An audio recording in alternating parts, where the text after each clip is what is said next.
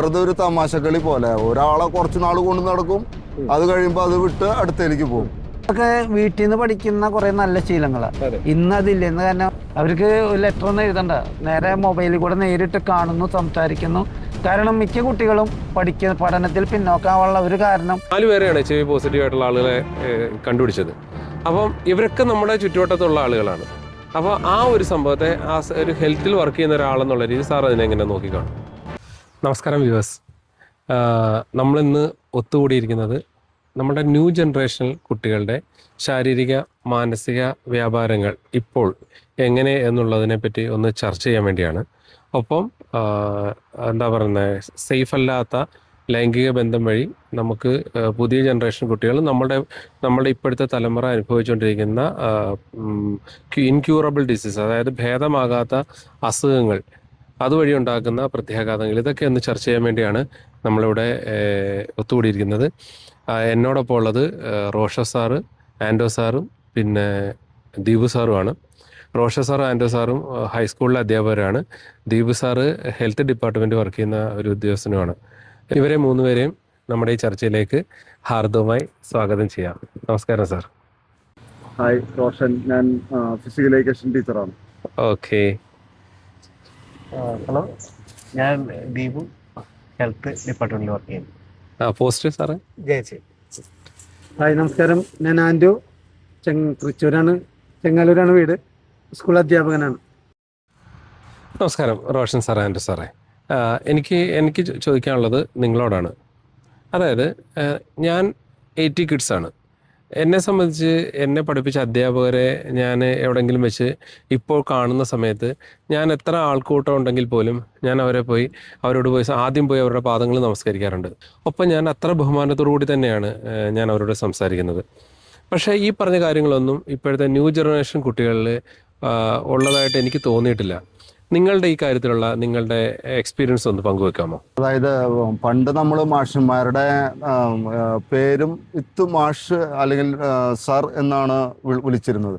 പക്ഷെ ഇപ്പോഴത്തെ ജനറേഷൻ കുട്ടികൾ എങ്ങനെയാണെന്ന് വെച്ചിട്ടുണ്ടെങ്കിൽ നമ്മൾ കാണുമ്പോൾ നമ്മൾ സാർ എന്നുള്ള രീതിയിൽ വിളിക്കും. പക്ഷെ നമ്മളങ്ങ് മാറിക്കഴിഞ്ഞാൽ അവരുടെ ഫ്രണ്ട്സുകളോട് അവർ പറയാ പേരെടുത്തിട്ടാണ് പറയാ.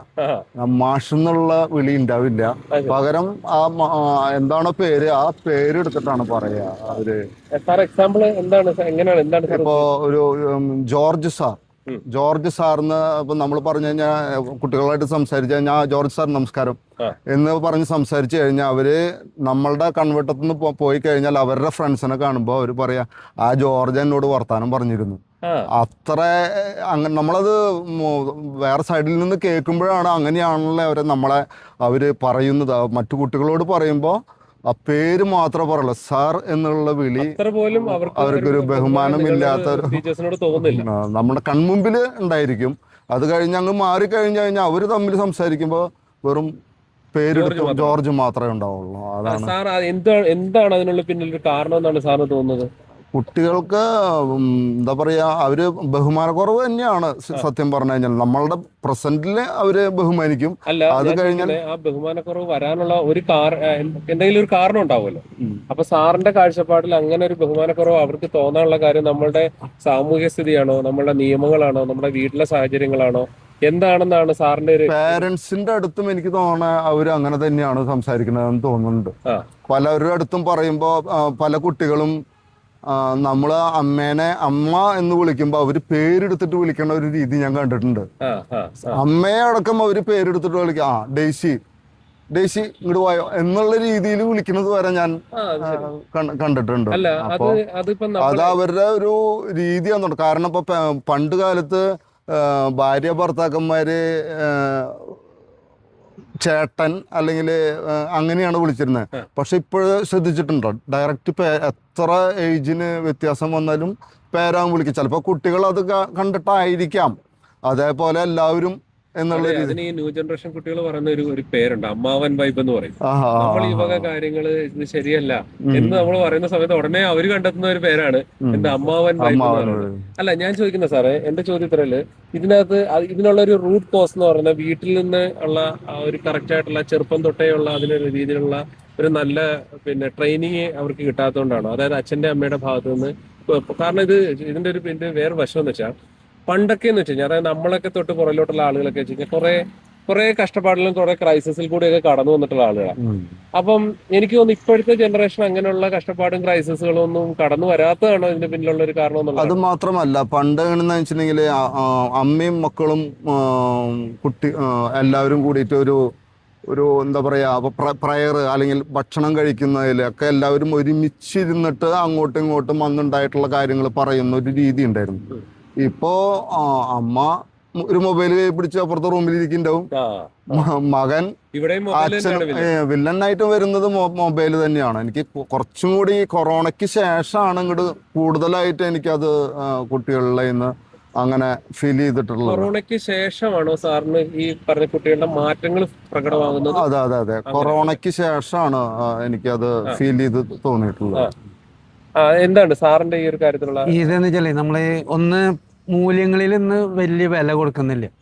അതിപ്പോ വീട്ടിലായാലും സമൂഹത്തിലായാലും കുട്ടികളിൽ മൂല്യം നല്ല മനോഭാവങ്ങൾ ഉണ്ടാക്കുന്നതിന് വളരെ പിന്നാക്കാണ്. അത് നമ്മുടെ വിദ്യാഭ്യാസ രീതിയിലായാലും മൂല്യങ്ങൾ പഠിപ്പിക്കണം എന്ന് പറയും. പക്ഷെ അതിനുള്ള ആ സമയം അല്ലെങ്കിൽ അവർക്കത് എങ്ങനെ എത്തിക്കാനുള്ള അതിനുള്ള വളരെ കുറവാണ്.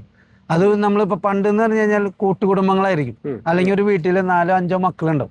അവിടെ ഒരു ഷെയറിങ് മെന്റാലിറ്റി ഉണ്ടായിരുന്നു. അപ്പൊ എന്ത് വന്നാലും ഷെയർ ചെയ്യാന്നുള്ള ഒരു മെന്റാലിറ്റി കുട്ടികളിൽ ചെറുപ്പത്തിൽ തന്നെ ഉണ്ട്. ഇന്ന് ഒരു കുട്ടി അല്ലെങ്കിൽ 2 കുട്ടികൾ. അതുകൊണ്ട് തന്നെ അവരുടെ എല്ലാ കാര്യങ്ങളും നേടിക്കൊടുക്കുന്നതിന് വേണ്ടി രക്ഷിതാക്കളുടെ ഭാഗത്ത് വളരെ തന്ത്രപ്പാടാണ്. കുട്ടികളെ എങ്ങനെ ഒരു അല്ലലും ഇല്ലാതെ ജീവിപ്പിക്കാൻ, അവരെ എങ്ങനെ സാറ്റിസ്ഫൈഡ് ആയിട്ട് ജീവിക്കാൻ പറ്റും എന്ന് രക്ഷിതാക്കൾക്കാണ് കൂടുതൽ ടെൻഷൻ. അപ്പൊ അത് കുട്ടികളത് ശരിക്കും മുതലെടുക്കണം ഇന്നത്തെ കാലഘട്ടത്തിൽ. കാരണം എന്ത് വന്നാലും ഞങ്ങളുടെ കാര്യങ്ങൾ സേഫാണ്. അപ്പൊ അതുകൊണ്ട് അങ്ങനെ മൂല്യങ്ങൾക്ക് വലിയ പ്രാധാന്യമൊന്നും ഇല്ല. അച്ഛൻ, അമ്മ, അല്ലെങ്കിൽ അപ്പൂപ്പൻ, അമ്മൂമ്മ, അങ്ങനെയുള്ള ടീച്ചർ, ഇപ്പൊ സമൂഹത്തിൽ സ്കൂളിൽ വന്നാൽ അധ്യാപകനെ ബഹുമാനിക്കണം, ഇതൊന്നും ഇന്ന് കുട്ടികളില്ല. കാരണം പണ്ടൊക്കെ നമ്മളൊരു അധ്യാപകനെ കാണുമ്പോൾ കുട്ടി എഴുന്നേറ്റ് മുണ്ടും കുത്ത് അഴിച്ചിടും. ഇന്നത്തെ കാലഘട്ടത്തിൽ അധ്യാപകൻ വന്ന അധ്യാപകന് പോവാം, അല്ലെങ്കിൽ അധ്യാപകന്റെ തോളത്ത് കൈയിട്ടിട്ടാണ് ഇന്ന് കുട്ടികൾ നടക്കുന്നത്. ഇതൊക്കെ സമൂഹത്തിൽ പറഞ്ഞു കൊടുക്കേണ്ടത് ആളുകൾ രക്ഷിതാക്കളാണ്, മാതാപിതാക്കന്മാരാണ്. അവര് പോലും ഇന്ന് അധ്യാപകരെ വലിയ വില കൊടുക്കാത്ത ഒരു കാലഘട്ടത്തിലാണ് നമ്മൾ മുന്നോട്ട് പോകുന്നത്. അതുകൊണ്ട് തന്നെ ഇത് കുട്ടികളിൽ ഈ മൂല്യങ്ങൾ എത്താൻ പറ്റുന്നില്ല.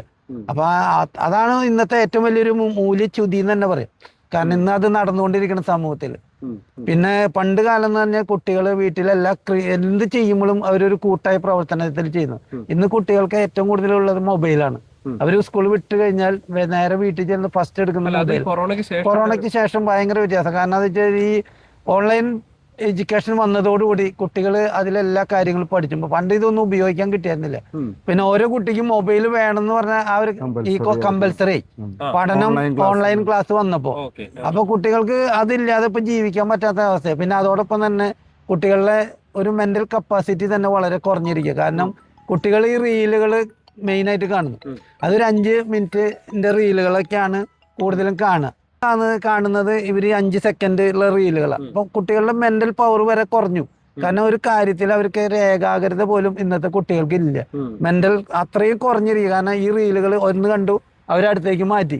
അപ്പൊ പഠനത്തിനെയും അത് വളരെയധികം ബാധിച്ചിട്ടുണ്ട്. കാരണം കുട്ടികൾക്ക് ഒരു കാര്യത്തിൽ കോൺസെൻട്രേറ്റ് ചെയ്തിട്ട് അല്ലെങ്കിൽ അവർക്ക് അത് ഏകാഗ്രത കിട്ടുന്നില്ല പഠനത്തിൽ പോലും. അത് ഈ കൊറോണയ്ക്ക് ശേഷം ഭയങ്കര ഫീൽ ആയി. പിന്നെ അതോടൊപ്പം തന്നെ കുട്ടികളിൽ പെട്ടെന്ന് ഡിപ്രഷൻ, ഇത് പഠനത്തിനും ബാധിക്കുന്നുണ്ട്. അവരുടെ മാനസികമായിട്ടുള്ള എല്ലാ കാര്യങ്ങളിലും ഈ ഡിപ്രഷൻ ബാധിക്കുന്നുണ്ട്. കാരണം അത് കിട്ടിയില്ലെങ്കിൽ, മൊബൈലില്ലെങ്കിൽ അവർക്ക് ജീവിക്കാൻ പറ്റില്ല എന്നുള്ളൊരു അവസ്ഥയില്ല. കാരണം പണ്ടെന്ന് വെച്ച് കഴിഞ്ഞാൽ നമ്മുടെ കാലഘട്ടത്തിലൊക്കെ ഇപ്പോൾ ഒരു 70 അല്ലെങ്കിൽ ഒരു 60 ആ കാലഘട്ടത്തിലൊക്കെ സ്കൂൾ വിട്ട് ചെന്ന് കഴിഞ്ഞാൽ കുട്ടികൾ ടീമായിട്ട് കളിക്കാൻ പോകും. ഗ്രൗണ്ടിൽ അല്ലെങ്കിൽ ഏതെങ്കിലും ഒരു പറമ്പിൽ കളി ഉണ്ടാവും. ഇന്ന് കളിക്കാൻ പോകണമെന്ന് വെച്ചാൽ മെയിനായിട്ട് അവർ മൊബൈൽ ഗെയിമുകളും കാര്യങ്ങളാണ് കൂടുതൽ ഫോക്കസ് ചെയ്യുന്നത്. അതിൽ ഈ കൂട്ടുകെട്ട് നിങ്ങളുടെ സ്കൂളില് ഗ്രൗണ്ടില് കുട്ടികൾ പഴയ പോലെ കളിക്കാറുണ്ട്. ഞങ്ങളെ സംബന്ധിച്ചിടത്തോളം LP സ്കൂളാണ്. അപ്പൊ അതുകൊണ്ട് അത്രയും വലിയ പ്രശ്നം LPയിലില്ല. UPയിൽ ചെല്ലുമ്പോൾ കുറച്ചും കൂടി ഹൈസ്കൂളിൽ എന്ന് കഴിഞ്ഞാൽ ഭയങ്കര പ്രശ്നമാണ്. കുട്ടികൾക്ക് കളിയില്ല, അവരെല്ലാവരും മൊബൈലാണ്, ശൂന്യമാണ്, കളികളില്ല. മെയിനായിട്ട് അവര് വരണത് തന്നെ ഗ്രൗണ്ടിലേക്ക് വരുന്നത് ഗെയിമുകൾ കളിക്കാൻ വേണ്ടിയിട്ടാണ്. മൊബൈലിലാണ് ഏറ്റവും കൂടുതൽ. കാരണം അതിൽ നിന്ന് ഒരുപാട് നല്ലതുകൊണ്ട് മോശമുണ്ട്. എങ്ങനെ നമ്മൾ തിരിച്ചെടുക്കുന്നുള്ളതാണ് അതിൽ. നല്ല കൂട്ടുകെട്ടാണെങ്കിൽ അല്ല ഇതിൽ സാറേ എനിക്ക് ചോദിക്കാനുള്ളത്, നിങ്ങളുടെ അഭിപ്രായത്തിൽ മൂല്യാധിഷ്ഠിത വിദ്യാഭ്യാസം എവിടെ നിന്നാണ് തുടങ്ങേണ്ടത്? ഏറ്റവും അടിസ്ഥാന ഘടകം നമ്മുടെ വീടാണ്. വീട്ടിൽ നിന്ന് തുടങ്ങേണ്ടതാ. അപ്പൊ പണ്ടെന്ന് വെച്ചാൽ ഈ കൂട്ടുകുടുംബം അച്ഛൻ, അമ്മ, മുത്തശ്ശൻ, മുത്തശ്ശി, പിന്നെ അവരെ മക്കൾ എല്ലാവരും കൂടി ഉണ്ട്. അപ്പൊ അവിടെ നിന്ന് തന്നെ കുറെ മൂല്യങ്ങൾ പഠിക്കാൻ പറ്റും. പരസ്പരം സഹകരിക്കണം, അല്ലെങ്കിൽ ബഹുമാനിക്കണം. ഇതൊക്കെ വീട്ടിൽ നിന്ന് പഠിക്കുന്ന കുറെ നല്ല ശീലങ്ങളാണ്. ഇന്ന് അതില്ല. ഇന്ന് കാരണം അണുകുടുംബങ്ങളായി അച്ഛനമ്മ, ഒരു മകൻ അല്ലെങ്കിൽ ഒരു മകള്. അപ്പൊ ഇപ്പോഴത്തെ കാലഘട്ടത്തില് മകൻ ചിലപ്പോൾ മുകളിലായിരിക്കും, അടിയിൽ നിന്ന് ബെല്ലടിക്കണം ഊണ് കഴിക്കാൻ വന്നെങ്കിൽ. അത്രയും അണുകുടുംബങ്ങളായിട്ട് മാറിക്കൊണ്ടിരിക്കുക. ഇത് കുട്ടികളുടെ സ്വഭാവ രൂപീകരണത്തിൽ വളരെയധികം ബാധിച്ചിട്ടുണ്ട്. കാരണം അവർക്ക് സ്വന്തം കാര്യം, അതായത് മൊബൈൽ വന്നതോടെ അച്ഛനും അമ്മയും മക്കളും തമ്മിലുള്ള കോൺവെർസേഷൻ അതുപോലും ഇല്ല. കാരണം അത് റെഡി ആയിട്ട് ഇറങ്ങി വരുന്നു. പക്ഷെ അതും ഭക്ഷണം കഴിക്കാൻ വരുമ്പോൾ പോലും മൊബൈലാണ് അവരുടെ കയ്യിൽ. അതിൽ നോക്കിയിരുന്നിട്ട് കാരണം ഭക്ഷണം പോലും കഴിക്കുന്നത് അവരറിയുന്നില്ല. ഒരു മെഷീൻ രീതിയിൽ പ്രവർത്തിച്ചു തുടങ്ങി. അപ്പൊ അവരുടെ മൈൻഡും ആ രീതിയിലേക്ക് മാറാണ്. സാറേ, ഇതില് നമുക്ക് തിരിച്ച് സ്കൂളിലേക്ക്. അപ്പൊ സ്കൂളില് സാറേ ഇവരുടെ ബിഹേവിയറും ഇവരുടെ കാര്യങ്ങളൊക്കെ എങ്ങനെ? അതായത് ഇപ്പൊ സാധാരണ നമ്മള് പബ്ലിക് പ്ലേസുകളൊക്കെ നമ്മൾ പോകുന്ന സമയത്ത് കാമുകന്മാരൊക്കെ ഇങ്ങനെ ഇരിക്കുന്ന സ്ഥലങ്ങൾ കാണാം. അപ്പൊ ഇതൊക്കെ കാണണമെങ്കിൽ പണ്ട് ബാംഗ്ലൂർ പോകണമായിരുന്നു. അതെ. ഇപ്പം പക്ഷേ നമ്മള് പബ്ലിക് സ്പേസിൽ റെയിൽവേ സ്റ്റേഷനോ ബസ് സ്റ്റാൻഡിലോ ഒക്കെ നമുക്ക് ഇങ്ങനെയുള്ള ആളുകളെ കാണാൻ പറ്റും. ഇപ്പൊ നമുക്ക് മെയിൻ വേണ്ട നമ്മുടെ ലോക്കൽ അടുത്തുള്ള ഒരു ബസ് സ്റ്റോപ്പിൽ പോയിരുന്ന ഒരു 3:30 ചെന്നിരുന്നു കഴിഞ്ഞാൽ ഇവരുടെ ഒരു വികൃതമായ ഒരു പ്രവൃത്തികൾ നമുക്ക് കാണുമ്പോൾ നമുക്കൊന്നും സഹിക്കുന്നില്ല. സ്കൂളിലെ ഹൈസ്കൂളിലൊക്കെ ആകുമ്പോൾ ഇത്തിരി കൂടി പ്രശ്നം രൂക്ഷമാവുന്നത്. LP-യിലൊന്നും വലിയ കുഴപ്പമില്ല. LP-യിൽ പറയുമ്പോ അവളെ എനിക്ക് ഇഷ്ടം ലവാണ് ഇങ്ങനെയുള്ള, അല്ലെങ്കിൽ അങ്ങനെ ചെറിയ ചെറിയ ടോക്കുകൾ മാത്രമേ ഉണ്ടാവുള്ളൂ. പക്ഷെ വേറെ മറ്റുള്ള രീതിയിലേക്ക് കടക്കില്ല. അതൊരു UP കഴിഞ്ഞ് ഹൈസ്കൂളിൽ ചെല്ലുമ്പോഴാണ് ഏറ്റവും കൂടുതൽ ഇത് കുട്ടികളിലും പ്രകടമാകുന്നത്.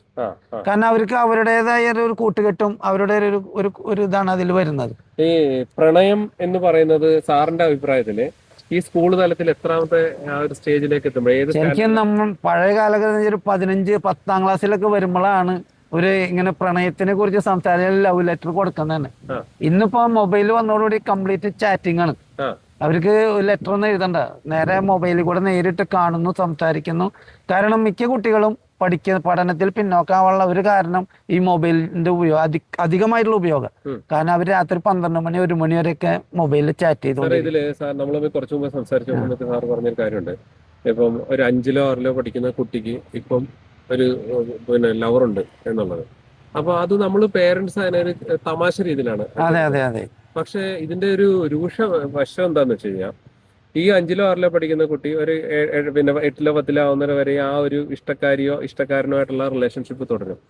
പിന്നെ അവള് വേറൊരാളിലേക്ക് ഏതെങ്കിലും രീതിയിൽ ഇഷ്ടം മാറുകയാണെങ്കിൽ അവൻ സഹിക്കാൻ പറ്റാത്ത രീതിയിലേക്ക് ആവുമ്പോഴാണ് കാര്യങ്ങൾ കൈവിട്ടു പോകുന്നത്. അപ്പം ഈ പറയുന്ന പേരൻസ് ചിരിയോടുകൂടി കാണുന്ന പേരൻസിന്റെ മുഖം വികൃതമായിട്ടാണ്. അപ്പം അതിനെ സാർ എങ്ങനെയാണ് നോക്കിക്കാണുന്നത്? എന്ന് വെച്ചാല് തുടക്കത്തില് രക്ഷിതാക്കൾ പറയാം അത് കുഴപ്പമില്ല, അത് അവര് തമാശക്കാണെന്നൊക്കെ പറയും. പക്ഷെ ഇവര് ഈ പറഞ്ഞ മാതിരി മൊബൈലിലൂടെ മറ്റുള്ള ഈ ചാറ്റും കാര്യങ്ങളൊന്നും രക്ഷിതാക്കൾ അറിയുന്നില്ല. ഇത് അവരുടെ ആ ഒരു ബന്ധം ഊട്ടി ഉറപ്പിക്കുകയാണ് മൊബൈലിലൂടെ ചെയ്യുന്നത്. പിന്നീട് അവരെ പിടിച്ചാൽ കിട്ടാത്തൊരു അവസ്ഥയിലേക്കാണ് മാറുന്നത്. ഇപ്പോഴത്തെ കാലഘട്ടത്തിൽ കാണുന്ന ഏറ്റവും വലിയ പ്രശ്നം മൊബൈലിന്റെ അതിപ്രസരം തന്നെയാണ്. നമ്മൾ അധികമായിട്ട് ഉപയോഗിക്കുന്നത് ഇവരുടെ ഈ പറഞ്ഞൊരു കാര്യഘട്ടത്തിൽ ഇതില് വലിയ രൂക്ഷമായിട്ടുള്ള പ്രശ്നങ്ങളാണ് ഇത് ഉണ്ടാക്കുന്നത്. കഴിഞ്ഞ ദിവസം നമ്മളൊരു ന്യൂസ് കണ്ടു. ഒരു കാമുകിയും കാമുകനും, അതിലെ കാമുകനോട് പഴയ രീതിയിലുള്ള സ്നേഹപ്രകടനങ്ങൾ നടത്താത്തത് കാരണമുള്ള സംശയം കാരണം ആ കാമുകൻ ബൈക്കിൽ വിളിച്ചുകൊണ്ട് വരുന്നു, ഒരു സ്ഥലത്ത് കൊണ്ടുവരുന്നു, കാമുകിയെ കൊല്ലുന്നു, എന്നിട്ട് മുഖം കല്ല് വെച്ച് ഇടിച്ച് വികൃതമാക്കുന്നു. 3 ദിവസങ്ങൾക്ക് ശേഷം ആ പെൺകുട്ടിയുടെ ഡെഡ് ബോഡി പോലീസിന് കിട്ടുന്നു. ഇത് നമ്മൾ സർവ്വസാധാരണമായിട്ട് ഇപ്പോൾ ന്യൂസിൽ കാണുന്ന ഇതില്ലെങ്കിൽ വേറെ രീതിയിൽ കണ്ടന്റ് ഇത് തന്നെ ആയിരിക്കും. ഇതേ രീതിയിൽ നമ്മൾ പല ന്യൂസുകൾ നമ്മൾ കുറേ നാളായിട്ട് വായിച്ചു പോകുന്നുണ്ട്. അതിൽപ്പെട്ട ഒരു ന്യൂസായിട്ട് എനിക്ക് ഈ ഒരു സംഭവത്തെ കാണാൻ പറ്റുന്നുള്ളൂ. ആസ് എ ഫാദർ എന്നുള്ള രീതിയിൽ ഞാൻ സാറിനോട് ചോദിക്കുകയാണ്, നമ്മളുടെ കുട്ടിക്കാണ് ഈ ഒരു സാഹചര്യം ഉണ്ടാകുന്നതെങ്കിൽ സാർ ഇതിനെ എങ്ങനെ നോക്കിക്കാണുന്നു? അതായത് 2 രീതിയിൽ കുട്ടികൾ പ്രണയിക്കുന്നുണ്ട്. ഒന്ന് എങ്ങനെയാണെന്ന് വെച്ചിട്ടുണ്ടെങ്കിൽ, ഇപ്പോൾ ചില കുട്ടികൾ ഇങ്ങനെ സംസാരിച്ച് നമ്മൾ നിൽക്കുമ്പോൾ ഇങ്ങനെ കേൾക്കാം, അത് ബ്രേക്കപ്പായി, അത് പോട്ടെ, അടുത്തത്. അവർക്ക് ചില കുട്ടികൾക്ക് അങ്ങനെയുള്ള വെറുതെ ഒരു തമാശക്കളി പോലെ ഒരാളെ കുറച്ച് നാൾ കൊണ്ട് നടക്കും, അത് കഴിയുമ്പോൾ അത് വിട്ട് അടുത്തേക്ക് പോകും. അപ്പോഴാണ് മറ്റാള് അതിന് റിയാക്ട് ചെയ്യണത്. അത് അപ്പോ രണ്ട് രീതിയിലായിരിക്കാം. അത് ഒന്നുകിൽ അത് വേറൊരു ഇഷ്ടത്തിലേക്ക് പോവാണ്, ആ ടൈം പാസ്. അവർക്ക് അത് ചില കുട്ടികൾക്ക് അതൊരു വിഷയമല്ല. പക്ഷെ ചില കുട്ടികളെ നമ്മൾ വാച്ച് ചെയ്ത് കഴിഞ്ഞിട്ടുണ്ടെങ്കിൽ അവര് വളരെ ഡെസ്പായിട്ട് വളരെ ഗ്ലൂമി ആയിട്ട് നടക്കുന്നതായിട്ട് കാണാം. അപ്പൊ അങ്ങനെ കാണുമ്പോൾ നമ്മൾ പഠിപ്പിക്കുന്ന ആളാകുമ്പോൾ ഒരു കുട്ടിയെ ഫുള്ള് വാച്ച് ചെയ്യുന്ന കാരണം ആളുടെ എല്ലാവിധ ഭാവങ്ങളും നമുക്ക് അറിയാം. അപ്പോൾ വിളിച്ച് സംസാരിക്കുമ്പോൾ ചിലപ്പോൾ ഫ്രണ്ട്ലി ആയിട്ടാണ് സംസാരിക്കണതെന്ന് വെച്ചിട്ടുണ്ടെങ്കിൽ ഓപ്പൺ ആയിട്ട് ആ കുട്ടി പറയും, ഇങ്ങനെയാണ് സാറേ, ഇങ്ങനെയാണെന്നുള്ളത് പറയും. പിന്നെ പേരൻസ് ഇതിന് വളരെ സപ്പോർട്ട് ചെയ്തതായിട്ടാണ് കാണുന്നത്. എന്തെങ്കിലും കാരണവശാലും അങ്ങനെ ഉണ്ടെങ്കിൽ അതൊന്നും വിഷയമുള്ള കേസല്ല. അതൊക്കെ കുട്ടികളാകുമ്പോൾ അത് വളരെ നിസ്സാരമായിട്ട്, നമ്മളുടെ ഒന്നും കാലഘട്ടത്തിൽ അങ്ങനെ ഒരു ഇത് ഉണ്ടായിരുന്നില്ല. പക്ഷെ വളരെ നിസ്സാരമായിട്ട് പേരൻസ് അങ്ങനെയുള്ള കാര്യങ്ങൾ എടുക്കുന്നത്, അതൊക്കെ കുട്ടികളാകുമ്പോൾ അതുണ്ടാവും. അതൊന്നും മൈൻഡ് ചെയ്യണ്ട സാറേ എന്നുള്ള രീതിയിലാണ്. അപ്പൊ അങ്ങനെയുള്ള കാര്യങ്ങളായിരിക്കാം. പിന്നത് ചിലപ്പോൾ അതൊരു വൈരാഗ്യ ബുദ്ധിയിലൂടെ വന്ന് പിന്നെ അവര് അതിന് പ്രതികാരം എന്നുള്ള രീതിയിലൊക്കെ ചെയ്യുന്ന കുട്ടികളുണ്ട്. പിന്നെ സ്വയമായിട്ട് മേത്ത് അവിടെ ഇവിടെയൊക്കെ വരച്ചിടണ കുട്ടികളുണ്ട്. ഇങ്ങനെ അവരുടെ വിഷമം താങ്ങാൻ പറ്റാണ്ട് അങ്ങനെ ചെയ്യുന്ന കുട്ടികളും ഉണ്ട്. അങ്ങനെ അച്ഛനും അമ്മയോട് ഒപ്പം സ്നേഹത്തോടു കൂടി വളരുന്ന, സ്വാതന്ത്ര്യം മാക്സിമം കൊടുത്തിട്ട് വളരുന്ന ഒരു കുട്ടി, അല്ലെങ്കിൽ അച്ഛനും അമ്മയോടൊപ്പം സ്വാതന്ത്ര്യം ഇല്ലാതെ വളരുന്ന കുട്ടി, ഈ രണ്ട് കാറ്റഗറിയിലുള്ള കുട്ടികളുണ്ടാവും. അപ്പോൾ അതിൽ ഈ സ്വാതന്ത്ര്യമാണോ ഈ കുട്ടികളിങ്ങനെ വഴിപഴച്ച് പോകാനായിട്ടുള്ള കാരണം, അല്ലെങ്കിൽ സ്വാതന്ത്ര്യം ഇല്ലായ്മയാണോ ഈ കുട്ടികളിങ്ങനെ തെറ്റായ രീതിയിലേക്ക് പോകാനുള്ള കാരണം? അതിനെപ്പറ്റി എന്താണ് സാറിന് പറയാനുള്ളത്? അമിത സ്വാതന്ത്ര്യം കൊടുത്താലും അവരത് മിസ്യൂസ് ചെയ്യും.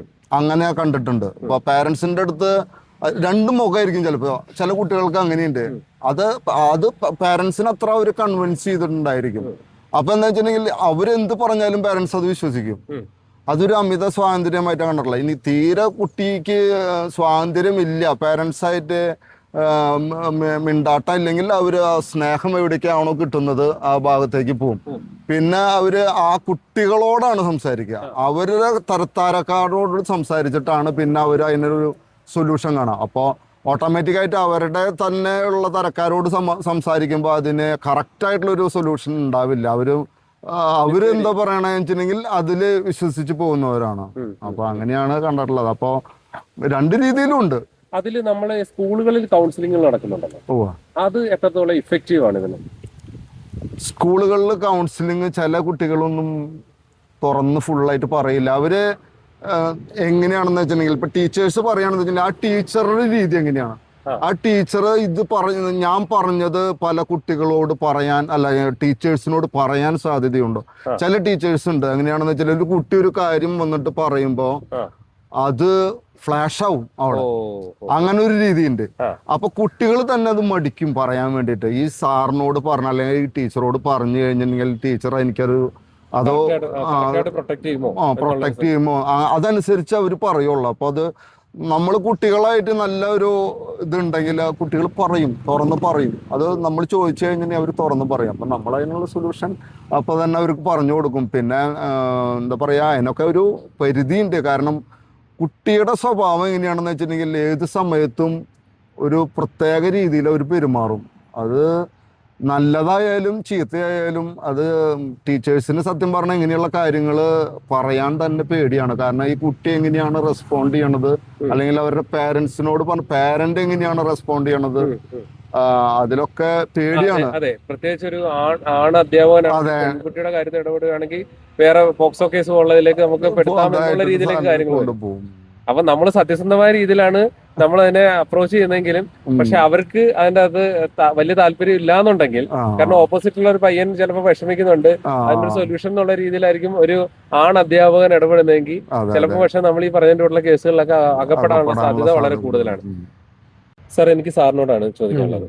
ഇപ്പോഴത്തെ തലമുറ 53% ആളുകളും ഈ പറഞ്ഞ ഏതെങ്കിലും ഒരു രീതിയിലുള്ള മയക്കുമരുന്നോ മദ്യമോ അല്ലെങ്കിൽ മറ്റേ പാൻപരാഗ് പോലുള്ള സാധനങ്ങളൊക്കെ ഉപയോഗിക്കുന്നു എന്നുള്ള ഞെട്ടിപ്പിക്കുന്ന കണക്കാണ് നമ്മൾ കേട്ടത്. സാർ, ഈ ഒരു സംഭവത്തെ പറ്റി സ്കൂളുകളിൽ എങ്ങനെയാണ് ഇവരുടെ ഈ ബിഹേവിയർ അല്ലെങ്കിൽ ഇതുമായിട്ട് ബന്ധപ്പെട്ടുള്ള കാര്യങ്ങൾ ഒന്ന് സാറിന് എക്സ്പ്ലെയിൻ ചെയ്യാമോ? ഇന്നത്തെ കാലഘട്ടത്തിൽ മയക്കുമരുന്ന് മാഫിയകൾ തന്നെയുണ്ട്. കാരണം അവരെ ഏറ്റവും കൂടുതൽ ഉപയോഗപ്പെടുത്തുന്നത് ഇന്ന് വിദ്യാലയത്തിലെ കുട്ടികളെയാണ്. അത് കുട്ടികളെ അവര് ചെറിയൊരു അവർക്ക് കൊടുത്തുകൊണ്ടാണ് തുടങ്ങുന്നത് തന്നെ. കാരണം ചിലപ്പോൾ ഒരു ചെറിയൊരു പൊതി ഇന്ന ആള് സ്കൂളിൻ്റെ അവിടെ വന്ന് നിൽക്കുന്നുണ്ടാവും, അപ്പോൾ അവർക്ക് ഇത് കൊടുക്കണം എന്ന് പറഞ്ഞ് ഇവരെ അതിലേക്ക് ഒരു ചെറിയ രീതിയിൽ കണ്ണികളാക്കുകയാണ്. അതിനുശേഷമാണ് ഇവർക്ക് എന്തെങ്കിലും ഒരു ചെറിയ മിഠായി രൂപത്തിൽ, ഇപ്പോൾ ചെറിയ ക്ലാസ്സുകളിലാണെങ്കിൽ മിഠായി, ഇങ്ങനെയുള്ള ഇതിൻ്റെ മയക്കുമരുന്ന് കണ്ടന്റുള്ള മിഠായികൾ കൊടുക്കുന്നു. അങ്ങനെ അത് സ്ഥിരമായിട്ട് അവർ ഉപയോഗിക്കാനായിട്ടൊരു ഇതിലേക്ക് മാറുകയാണ്, ടെൻഡൻസി അവരിലുണ്ടാവണം. പിന്നെ അതോടൊപ്പം തന്നെ ഇന്ന് ഞാൻ പറഞ്ഞ കുട്ടികളെ ഇവർ ഈ മാഫിയ സംഘങ്ങൾ പല വിദ്യാലയങ്ങളിലും യൂണിഫോം തയ്യാറാക്കി വെച്ചേക്കണം. അപ്പോൾ ഓരോ വിദ്യാലയത്തിൽ ചെല്ലുമ്പോൾ ആ വിദ്യാലയത്തിലെ യൂണിഫോം ധരിച്ചിട്ടാണ് ആ വിദ്യാലയത്തിലെ കുട്ടികൾക്ക് ഇത് സപ്ലൈ ചെയ്യുന്നത്. അതിനുശേഷം അവർ നിയറസ്റ്റ് ആയിട്ടുള്ള അടുത്ത വിദ്യാലയത്തിൽ യൂണിഫോം മാറി അവിടെ ചെന്നു ആ വിദ്യാലയത്തിലെ കൂടെ. അപ്പോൾ ഇത് ഒരിക്കലും പെട്ടെന്ന് 4-5 യൂണിഫോം ബാഗിലുണ്ടാവും. അങ്ങനെയാണ് ഇവർ. അതുകൊണ്ട് ഈ ഓരോ വിദ്യാലയത്തിലെ കുട്ടികൾക്ക് ഈ മയക്കുമരുന്ന് ലഹരി പദാർത്ഥങ്ങൾ കൊടുക്കണം. അപ്പോൾ ഒരിക്കലും വേറൊരു പുതിയൊരാൾക്ക് അവിടെ വന്ന് പെട്ടെന്ന് കണ്ടുപിടിക്കാനായിട്ട് സാധിക്കില്ല. ഇത്തരത്തിലുള്ള പല ടെക്നിക്കുകളാണ് ഈ മാഫിയ സംഘങ്ങൾ ഉപയോഗിക്കുന്നുണ്ട്. ഇനി ഒരു അധ്യാപകൻ എന്ന നിലയ്ക്ക് നമ്മൾ ഈ മയക്കുമരുന്ന് കുട്ടിയിൽ നിന്ന് പിടിക്കപ്പെട്ടാൽ ആ കുട്ടിയെ നമ്മൾ പ്രധാന അധ്യാപകനെ ഏൽപ്പിച്ചു കഴിഞ്ഞാൽ അത് ഇവരുടെ ഒരു മാഫിയ സംഘങ്ങൾ തന്നെയുണ്ട്. കാരണം ആ അധ്യാപകൻ ഇത് പിടിച്ചതിന് ഒരു ആക്ഷൻ എടുക്കാൻ നിർബന്ധിതനായി കഴിഞ്ഞാൽ ഇവരുടെ മാഫിയ സംഘങ്ങളാണ് പിന്നെ ആ അധ്യാപകനെ ഫോളോ അപ്പ് ചെയ്യുന്നത്. അപ്പൊ അവര് ഭീഷണിയാണ്. അപ്പൊ ഒരിക്കലും ഒരു അധ്യാപകനെ സംബന്ധിച്ച് സ്വന്തം ജീവനിൽ താല്പര്യമുള്ള ഒരു ആള് പോലും ഇത് പുറത്തേക്ക് അറിയിക്കുന്നില്ല. കാരണം സ്വന്തം ജീവൻ ഭീഷണിയിൽ നിൽക്കുന്ന വെച്ചാൽ ഒരിക്കലും ചെയ്യാൻ പറ്റില്ലല്ലോ. അപ്പൊ അങ്ങനെ ഒരു വലിയൊരു മാഫിയ സംഘങ്ങൾ പോലും ഈ മയക്കുമരുന്നിന്റെ പിന്നിൽ പ്രവർത്തിക്കുന്നുണ്ട്. അതിൽ ഏറ്റവും കൂടുതൽ ഇന്ന് ഈ കാലഘട്ടത്തിൽ ഉപയോഗിക്കുന്നത് ചെറിയ ചെറിയ കുട്ടികളെയാണ്, വിദ്യാർത്ഥികളെ വെച്ചിട്ടാണ് ഇതിന്റെ സംഘങ്ങൾ പ്രവർത്തിക്കുന്നത്. കാരണം ഓരോ വിദ്യാലയത്തിന്റെ 9 മണി മുതൽ 9:15 വരെ അങ്ങനെ ഓരോ വിദ്യാലയത്തിലെ സമയമാണ്. ആ സമയത്ത് അവർ ആ സ്കൂളിന്റെ അവിടെ എത്തുന്നു, കുട്ടികൾക്ക് കൊടുക്കുന്നു, തിരിച്ചു പോകുന്നു. അപ്പൊ ഇത് വലിയ രൂക്ഷമായൊരു വിപത്താണ്. ഇന്നത്തെ യുവതലമുറയെ നശിപ്പിച്ച് കാർന്ന് തിന്നുന്ന ഒരു വെല്ലുവിളി തന്നെയാണ് ഈ മയക്കുമരുന്ന്, ഇങ്ങനെയുള്ള ലഹരി പദാർത്ഥങ്ങളുടെ ഉപയോഗം. കുട്ടികളും ഇന്ന് ഉപയോഗിക്കുന്ന പല കോസ്മെറ്റിക്സ് ഐറ്റംസിൽ പോലും ഇന്ന് ലഹരിയുടെ കണ്ടന്റ് ഉള്ളതാണ്. അപ്പൊ അത് ഉപയോഗിക്കുമ്പോൾ പോലും അവർക്കൊരു ഒരു കിക്ക് കിട്ടുന്നതാണെന്ന് പറയും. ലിപ്സ്റ്റിക്ക്, അതുപോലെ നെയിൽ, അങ്ങനെ ഐലൈനർ, ഇങ്ങനെയുള്ള എല്ലാ കോസ്മെറ്റിക്സ് ഐറ്റംസിൽ പോലും ഇന്ന് മാർക്കറ്റിൽ കിട്ടുന്നത് ഈ ലഹരിയുടെ കണ്ടന്റ് കൂടുതലുള്ളതാണ്. അപ്പൊ നമ്മൾ എന്ത് ചെയ്യുന്ന വെച്ചാൽ നമ്മുടെ കുട്ടികളെ എന്താണ് ഉപയോഗിക്കണമെന്ന്, അല്ലെങ്കിൽ ഇത്തരത്തിലുള്ള കോസ്മെറ്റിക്സ് അവർ ഉപയോഗിക്കുന്നുണ്ടോ എന്ന് കുട്ടികളെയും അധ്യാപകരും അത് തിരിച്ചറിഞ്ഞ് അതിനെക്കുറിച്ച് ഒരു അവയർനെസ് എല്ലാവർക്കും സമൂഹത്തിൽ കൊടുക്കുന്നത് നല്ലതാണ്. പിന്നെ അതോടൊപ്പം തന്നെ ഇവർക്ക് ഈ മയക്കുമരുന്ന് ഉപയോഗിക്കുമ്പോൾ ഇത് എന്തോ ഒരു വലിയൊരു ലഹരി അല്ലെങ്കിൽ അവർക്ക് ഒരു അനുഭൂതി കിട്ടുന്നു എന്നുള്ളതാണ് അവരുടെ സംഭവമാണെന്നാണ്. ഇത് ഉപയോഗിക്കുമ്പോൾ ഞാൻ സമൂഹത്തിൽ ഒരു വലിയ ആളായി എന്നുള്ള ഒരു ചിന്ത, ആ രീതിയിലും കുട്ടികൾ ഇത് ഉപയോഗിക്കാൻ പ്രാപ്തം. ഇപ്പൊ സിഗരറ്റ് വലിക്കാന്ന് പറഞ്ഞു കഴിഞ്ഞാൽ സിഗരറ്റ് വലിക്കുന്നത് നമ്മൾ പരസ്യങ്ങൾ കുട്ടികളെ വളരെയധികം അട്രാക്ട് ചെയ്യുന്നുണ്ട്. ഇപ്പൊ സിഗരറ്റിന്റെ പരസ്യം, കുതിരപ്പുറത്ത് നായകൻ വരുന്നു, അത് കഴിഞ്ഞ് സിഗരറ്റ് വലിക്കുന്നു, മറ്റേ അതില് നായകൻ ആയിട്ട് വില്ലനെ ഇടിച്ചു വീഴ്ത്തുന്നു, സിഗരറ്റ്, അതിനു മുമ്പ് സിഗരറ്റാണ് വലിയ പരസ്യം. അപ്പൊ കുട്ടിയുടെ മനസ്സിൽ ഈ സിഗരറ്റ് വലിച്ചാൽ അതൊരു വലിയൊരു വില്ലനെ പോലെ ഇടിച്ചു വീഴ്ത്തും, നായകൻ പരിവേഷം. അതാണ് പല കുട്ടികളും. അതാണ് സിനിമയിലായാലും ഈ ലഹരിയുടെ മദ്യപാനം, അതുപോലെ ലഹരി പദാർത്ഥങ്ങൾ, സിഗരറ്റ് വലി, ഇതൊക്കെ നമ്മള് അത്തരത്തിലുള്ള ഈ ഫിലിമുകളിൽ നിന്ന് പോലെ അത് കട്ട് ചെയ്ത് കളയേണ്ട സംഭവങ്ങളാണ്. പല ഭാഗങ്ങളും അതുപോലെ ചിത്രീകരിക്കുന്നു. മദ്യം, അതെ. അപ്പൊ ഇത് എന്ന് വെച്ചാൽ ഇത് ഉപയോഗിക്കുമ്പോ ഞാൻ വലിയൊരു ആളായി പോയി, സമൂഹത്തിലെ എന്തോ ഒരു ഉന്നതരുടെ ഗണത്തിലേക്ക് കുട്ടീനെ കാണുമെന്ന രീതിയിലാണ് കുട്ടികളുടെ ടെൻഡൻസി. അത് നമ്മൾ കുട്ടികളിൽ നല്ല രീതിയിൽ ബോധവൽക്കരണം കൊടുത്താൽ തന്നെയാണ് ഇതിന്റെ ഭവിഷ്യത്തുകളെ കുറിച്ച് കൃത്യമായിട്ട്. ഇപ്പോൾ നമ്മൾ സിനിമാ തിയേറ്ററിൽ ചെല്ലുമ്പോൾ പാൻപരാഗിന്റെ ആ ഒരു പരസ്യം കാണിക്കുന്നുണ്ട്, സിഗരറ്റ് ആകുമ്പോൾ.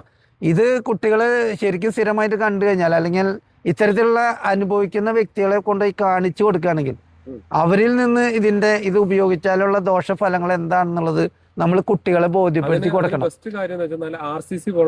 അത്തരത്തിലുള്ള തീർച്ചയായിട്ടും അങ്ങനെ ഉണ്ടാവും. അതിനുള്ള എക്സാമ്പിളുകളാണ് അത് നമ്മൾ ഈ സ്കൂൾ തലത്തിൽ ഇത്തരത്തിലുള്ള ചെറിയ വിസിറ്റുകൾ, ടൂർ പോകണത് ഇത്തരത്തിലുള്ള സ്ഥലങ്ങളിൽ പോയി കുട്ടികളെ ബോധ്യപ്പെടുത്തി കൊടുക്കണം, ബോധവൽക്കരണം നടത്തണം.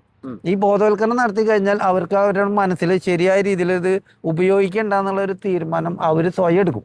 ഇതൊരാൾ പറഞ്ഞു ചെയ്യിപ്പിക്കേണ്ട കാര്യമല്ല, സ്വന്തം തീരുമാനമാണ് നമ്മുടെ ജീവിതത്തിൽ മുന്നോട്ട് പോകുള്ളൂ.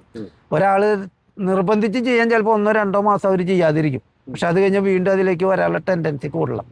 പക്ഷെ നമ്മൾ നേരിട്ട് കണ്ട് അതിന്റെ ഭവിഷ്യത്തുകൾ മനസ്സിലാക്കി ചെയ്യുകയാണെങ്കിൽ ഒരിക്കലും ആ കുട്ടി പിന്നെ ആ തെറ്റിലേക്ക് വീഴില്ല. അതെ, ഒരു കുട്ടിയെ ഡ്രഗ്സ് ഉപയോഗിക്കുന്നതായിട്ട് ഉള്ളതും നമ്മൾ മനസ്സിലാക്കി നമ്മൾ ആ കുട്ടിയെ ഡി അഡിക്ഷനോ കൗൺസിലിങ്ങിനോ വിധേയനാക്കാനായിട്ടുള്ള പ്രാരംഭ നടപടി എന്നുള്ള രീതിയിൽ ഒരു ആ കുട്ടിയുടെ രക്ഷകർത്താവിനെ നമ്മൾ അപ്രോച്ച് ചെയ്യുന്ന സമയത്ത് അവരുടെ റെസ്പോൺസ് എങ്ങനെയായിരിക്കും? രക്ഷകർത്താക്കളെ ഇൻഫോം ചെയ്ത് കഴിഞ്ഞ് രക്ഷകർത്താക്കൾ വന്നു കഴിഞ്ഞാൽ ആദ്യം പറയുന്നത് എൻ്റെ മോൻ അതൊന്നും ചെയ്യില്ല, അവൻ ആരെങ്കിലും കൊടുത്തിട്ടുള്ളതായിരിക്കും, അല്ലെങ്കിൽ അവൻ ആരെങ്കിലും അത് കൊടുത്തിട്ടുള്ളതായിരിക്കും, അല്ലാതെ എൻ്റെ മോൻ ഒരിക്കലും അങ്ങനെ ചെയ്തിട്ടില്ല, ഞാൻ ഇതുവരെ കണ്ടിട്ടില്ല. അവരൊരു കാരണവശാലും അത് അക്സെപ്റ്റ് ചെയ്യില്ല. നമ്മൾ സോളിഡ് പ്രൂഫോട് കൂടിയിട്ട് തന്നെ പാരൻസിന് കൊടുത്താലും അവർ അക്സെപ്റ്റ് ചെയ്യില്ല. അതൊക്കെയാണ് രക്ഷകർത്താക്കളുടെ ഇതില് വന്നു കഴിഞ്ഞിട്ടുണ്ടെങ്കിൽ അവരൊരിക്കലും ഇതാവില്ല പ്രതികരണം. അതായത് ഒരു കേസ് ഇതുപോലെ ഡ്രഗ്സ് ഉപയോഗിക്കുന്നത് കണ്ടുപിടിച്ചു, എന്നിട്ട് ആളിനെ കുട്ടിയുടെ പേരൻസിനെ അറിയിച്ചു. പേരൻസിനെ അറിയിച്ച് ആളിനെ ഡി അഡിക്ഷൻ സെന്ററിൽ കൊണ്ടുപോവുക, അല്ലെങ്കിൽ അതിന്റെ കൗൺസിലിംഗ് ബാക്കിയുള്ള കാര്യങ്ങൾക്ക് വിധേയനാക്കാം എന്ന് പറഞ്ഞ സമയത്ത് ആ പേരൻസ് പറഞ്ഞ മറുപടി ഇതാണ്: ആ വക കാര്യങ്ങളിലേക്കൊന്നും കിടക്കണ്ട, ഞാൻ അവനെ വിദേശത്തേക്ക് പറഞ്ഞു വിടാം എന്നാണ് ഒരു പേരൻസ് പറഞ്ഞതെന്ന് പറഞ്ഞു. അങ്ങനെ നമ്മൾ ആ കുട്ടിയെ വിദേശത്തേക്ക് പറഞ്ഞു വിടുന്നത് എത്രത്തോളം സേഫാണ്? അതിനെ സാറ് എങ്ങനെ നോക്കിക്കാണും? ഇതൊക്കെ ഞാൻ നേരത്തെ പറഞ്ഞ പോലെ വിദേശത്തേക്ക് വിട്ടത് കൊണ്ട് ഇതിനൊരു സൊല്യൂഷൻ അല്ല. ആ കുട്ടിയെ ഇത് ബോധവൽക്കരിച്ച് വ്യക്തമായി, കാരണം വിദേശത്തേക്ക് വിട്ടു കഴിഞ്ഞാൽ അവിടെ അവൻ ഒറ്റയ്ക്കാണ്, കാരണം അവന്റെ ചുറ്റുവട്ടത്തുള്ള ആരും അവിടെ ഉണ്ടായിരിക്കില്ല. അപ്പൊ അവന് കുറച്ചും കൂടി കൂടുതൽ സൗകര്യം ലഭിക്കുകയാണ് അവിടെ ചെയ്യുന്നത്. പക്ഷെ നമ്മൾ അതിനെക്കുറിച്ച് വ്യക്തമായ ഈ ഒരു ബോധവൽക്കരണം നടത്തിയിട്ട് വിടുകയാണെങ്കിൽ ഇതിനെക്കുറിച്ചുള്ള അവന് ആ സംഗതി അല്ലെങ്കിൽ ആ മദ്യം അല്ലെങ്കിൽ മയക്കുമരുന്ന് ഉപയോഗിക്കേണ്ട വിടുകയാണെങ്കിൽ അവന് അത് ബോധ്യപ്പെടുത്തിയിട്ട് വിടുകയാണെങ്കിൽ അവൻ വീണ്ടും ആ ഒരു തെറ്റിലേക്ക് പോകാനുള്ള സാധ്യത വളരെ കുറയും. വേറെ കുറച്ച് പേരൻസ് പറയുന്നതാണ്, ഇങ്ങനെയുള്ള ആളുകളെ കിട്ടിയിട്ട് അവര് അറിഞ്ഞു, വീട്ടുകാർ അറിഞ്ഞു, പിന്നെ അവര് പറഞ്ഞ അവനൊരു കല്യാണം കഴിപ്പിക്കാം, കല്യാണം കഴിച്ചതിന് ശേഷം ശരിയാവും. നമ്മളൊന്ന് ആലോചിച്ച് നോക്കി, ഒരു പെണ്ണിന്റെ ജീവിതം വെച്ചിട്ടാണ് നമ്മൾ പന്താടുന്നത്, അല്ലേ? എത്ര ക്രൂരമായ ഒരു ഇതാണുള്ളത്. അപ്പൊ അത് നമ്മുടെ കുട്ടി ഇങ്ങനെ ഒരു പ്രശ്നത്തിലേക്ക് പോയി, ചിലപ്പം നമ്മുടെ എല്ലാവരും ഒരുപക്ഷെ ഇങ്ങനെയൊക്കെ പോകാം, പക്ഷെ അങ്ങനെ ഒരു പ്രോബ്ലത്തിൽ വന്നു, നമുക്ക് അതിന്റെ ഒരു സൊല്യൂഷൻ തേടി അതിന് പൂർണ്ണമായിട്ടും ആ പയ്യനെ അതിൽ നിന്ന് റിക്കവർ ചെയ്യിപ്പിക്കുകയല്ല വേണ്ടത്. നേരെ മറിച്ച് ഇപ്പം അവനെ വിദേശത്തേക്ക് പറഞ്ഞു വിട്ടു, അല്ല അവന് വേണ്ട കൗൺസിലിംഗ് കൊടുക്കാതെ മുന്നോട്ട് പോവുകയാണെന്നുണ്ടെങ്കിൽ കുറെ നാൾ കഴിയുന്ന സമയത്ത് ഈ പറഞ്ഞ പേരൻസിന്റെ കഴുത്തിൽ തന്നെ കത്തി വെക്കുന്ന രീതിയിലേക്ക് ആ മകൻ മാറും. എത്ര കേസുകളുണ്ട്. ഇപ്പൊ എന്താ ഒരാഴ്ചക്ക് മുന്നേ ഒരു അഡ്വക്കേറ്റ് അച്ഛനെ വെട്ടിക്കൊല്ലു വെച്ചത് മയക്കുമരുന്ന് അടിമയായിരുന്നു. മനസ്സിലായോ? പറയുമ്പോൾ വിദ്യാഭ്യാസം കൂടിപ്പോയതിന്റെ കുഴപ്പമാണ്. അത്രയും എഡ്യൂക്കേറ്റഡ് ആയിട്ടുള്ള ആളുകളാണ് ഇതിനൊക്കെ അടിമപ്പെട്ടു പോകുന്നത്. അപ്പൊ അത്ര ഒരു വല്ലാത്ത രീതിയിലേക്കുള്ള ഒരു സാഹചര്യത്തിൽ കൂടിയാണ് കടന്നു പോകുന്നത്. ഇന്നത്തെ കാലത്തൊക്കെ എന്താ പറയാ, എന്തെങ്കിലും ഒരു ഫങ്ഷൻസ് വരുമ്പോ കള്ള്, അതുപോലെ ബ്രാൻഡി, അങ്ങനെയുള്ള സാധനങ്ങളാണ് ഉപയോഗിച്ചുകൊണ്ടിരിക്കുന്നത്. പക്ഷെ ഇപ്പോ സിന്തറ്റിക് ഡ്രഗ് ആണ് അവർ ഉപയോഗിക്കുന്നത്. ഒന്നുമില്ല, സ്മെല്ലും ഇല്ല, ഒന്നുമില്ല. പക്ഷെ ആളിങ്ങനെ കിറുങ്ങാലിച്ചിരിക്കുന്നതായിട്ടാണ് കാണുക. പിന്നെ അത് എന്താ പറയാ, അങ്ങനത്തെ ഡ്രഗ് യൂസ് ചെയ്യണത് കൊണ്ട് എനിക്ക് ഇത് കണ്ടിട്ടുള്ളത് ഫീലിംഗ് എന്താണെന്ന് വെച്ചിട്ടുണ്ടെങ്കിൽ, അവര് പറഞ്ഞു കേട്ടിട്ടുള്ളത് അവർക്ക് ബോധം എന്ന് പറയുന്ന കാര്യം ഉണ്ടാവില്ല. അവർക്ക് ആ നേരത്തെ എന്താണ് പ്രതികരിക്കുന്നത് അതാണ് ചെയ്തിരിക്കുക. അവർക്ക് തോന്നുന്നു ഒരു ചവിട്ടാനാ തോന്നിയാൽ ഓൺ ദ സ്പോട്ടിൽ ചവിട്ടിയിരിക്കും. അത് അധ്യാപകനാണോ ചെറിയ കുട്ടിയാണ്, അതെ അങ്ങനെ പെട്ടെന്ന് റെസ്പോണ്ട് ചെയ്യും അവര്. അങ്ങനെയാണ് സിന്തറ്റിക് ഡ്രഗിന്റെ പറ്റാതെ ഒരു അവസ്ഥയാണ് കണ്ടിട്ടുള്ളത്. സാധാരണ ഈ സിന്തറ്റിക് ഡ്രഗ് ഉപയോഗിക്കുന്നവരെ നമുക്ക് കറക്റ്റ് ആയിട്ട് അറിയാം. അങ്ങനെ ഉപയോഗിച്ചിട്ടുള്ളവരെ ആ നേച്ചർ കണ്ടാലും അറിയാം. അവര് എന്താ പറയാ, ഒരു പ്രത്യേക രീതിയിൽ മുഖഭാവവും അവരുടെ കണ്ണുകളും അതുപോലെ തന്നെ അവരുടെ ചേഷ്ടകളും വായന്ന് വെള്ളം വരുന്ന അങ്ങനെയൊക്കെ കാണുമ്പോൾ മനസ്സിലാവുക. ഇത് ഈ പറഞ്ഞ സിന്തറ്റിക് ഡ്രഗ്സ് ആണെങ്കിലും ഭയങ്കര കോസ്റ്റ്ലി ആണ്. ഇപ്പം 10ാം ക്ലാസ്സിലോ പ്ലസ് ടുവിനോ അല്ലെങ്കിൽ ഡിഗ്രിക്കൊക്കെ പഠിക്കുന്ന ഒരു പയ്യന് ഈ പറഞ്ഞ 5 ഗ്രാമിനൊക്കെ അത്യാവശ്യം 2000 അത്രയൊക്കെ വരത്തില്ല, 2000 രൂപയൊക്കെ വില വരും. അപ്പം ഈ 2000-3000 രൂപ പിന്നെ ഈ പഠിക്കാൻ പോകുന്ന പയ്യന് ചെലവാക്കിയിട്ട് ഇതൊക്കെ എങ്ങനെ വാങ്ങാൻ പറ്റും? ഇത് ആ ട്രാപ്പില് കുടുക്കി കഴിഞ്ഞ് അതൊരു പ്രാവശ്യം ഉപയോഗിച്ചാൽ അവന് 2000 രൂപ അവൻ ആരെ കൊന്നിട്ടായാലും രണ്ടായിരം അല്ലെങ്കിൽ പാരൻസിനെ, അത് നമ്മൾ കേട്ടിട്ടുള്ളതല്ല പല സ്ഥലങ്ങളിലും. അമ്മയെ ഭീഷണിപ്പെടുത്തി കാശ് മേടിച്ചു, അല്ലെങ്കിൽ മാല പൊട്ടിച്ചു, അല്ലെങ്കിൽ ഹെൽമെറ്റ് വെച്ചിട്ട് ആക്ടിവിറ്റീസിന്. കാരണം അവർക്കത് യൂസ് ചെയ്യണമെങ്കിൽ അത് പൈസ ഉണ്ടാക്കണം, പൈസ കിട്ടണം. ആദ്യമൊക്കെ അത് അവര് കുറേശ്ശെ അത് കൊടുത്തു കഴിഞ്ഞിട്ടുണ്ടെങ്കിൽ പിന്നെ അത് അവർക്ക് കിട്ടിയേ പറ്റുള്ളൂ. അപ്പൊ അത് കിട്ടണമെങ്കിൽ പിന്നീട് പൈസ ആവശ്യപ്പെടുമ്പോൾ ആ പൈസ എങ്ങനെയെങ്കിലും ഉണ്ടാക്കും. അതുപോലെ തന്നെ ഉറക്കം അങ്ങനെ പറഞ്ഞു കേട്ടിട്ടുണ്ട്. ക്ലാസ്സിൽ തന്നെ കുട്ടികൾ ഇങ്ങനെ കിടന്ന് ഉറങ്ങണ കാണുമ്പോൾ നമ്മൾ ശ്രദ്ധിക്കാറുണ്ട്, എന്താണ് കിടന്നുറങ്ങണത്. അത് രണ്ട് രീതിയിലാവാം. ചിലർ ഇങ്ങനെ രാത്രി മുഴുവൻ ഇങ്ങനത്തെ വല്ലതും യൂസ് ചെയ്തിട്ടുള്ള കുട്ടികളുണ്ടെങ്കിൽ അവർ രാത്രി മുഴുവൻ ഉണർന്നിരിക്കും, പകല് നല്ല ഉറക്കമായിരിക്കും. അപ്പൊ നമ്മൾ ക്ലാസ്സിൽ ഉറങ്ങുന്ന കുട്ടികളെ വരെ നോട്ട് ചെയ്യാറുണ്ട്. ചിലപ്പോ അത് എന്താ പറയാ, ഡ്രഗ്സ് ഉപയോഗിച്ചിട്ടായിരിക്കില്ല. ചിലപ്പോ ഞാൻ പറഞ്ഞല്ലോ, സാറ് നേരത്തെ പറഞ്ഞല്ലോ, മൊബൈലില് രാത്രി മുഴുവൻ മൊബൈലില് കളികളും അങ്ങനെയുള്ളത് ഏർപ്പെട്ടിട്ട് ഉറങ്ങുന്നതും ഉണ്ടായിരിക്കാം, രണ്ടും ഉണ്ടായിരിക്കാം. അപ്പോ അങ്ങനെയൊക്കെയാണ് സാഹചര്യം.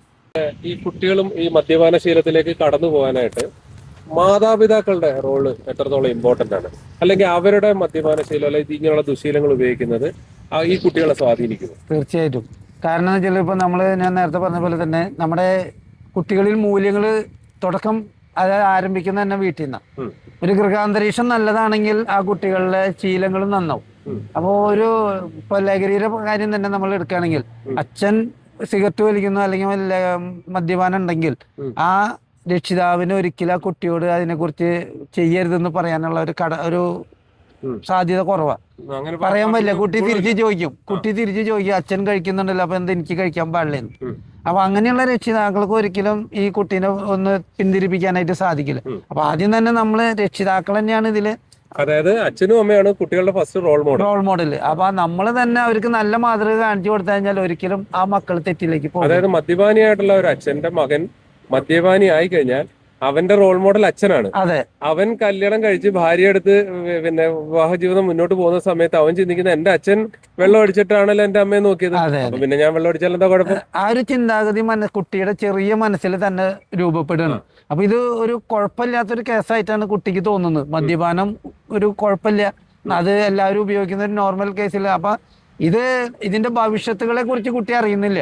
ഈ കഴിക്കുന്നത് മാത്രമേ അറിയുള്ളൂ. പിന്നീട് വരുന്ന അസുഖങ്ങളും അതുമായി ബന്ധപ്പെട്ട് കുടുംബത്തിലെ പല പ്രശ്നങ്ങൾക്കും അടിസ്ഥാന ഘടകം മദ്യപാനം അല്ലെങ്കിൽ ഈ ലഹരി പദാർത്ഥങ്ങളുടെ ഉപയോഗമാണെന്നുള്ളത് കുട്ടി തിരിച്ചറിയുന്നില്ല. തുടക്കത്തിൽ ഒരു രസത്തിനാണ് തുടങ്ങുന്നത്. അതെ. അഡിക്ഷനിലേക്ക് പോകുന്ന സമയത്ത് പിന്നെ അതിൽ നിന്ന് പുറത്തു വരാൻ വരാതിരിക്കും.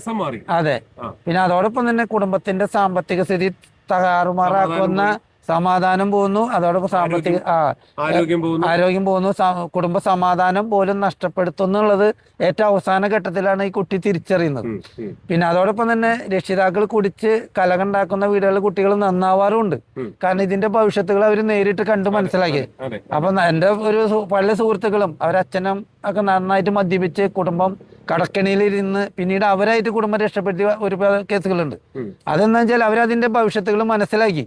കാരണം സ്വന്തം വീട്ടിൽ നിന്ന് അത് തിരിച്ചറിയണമെന്നില്ല.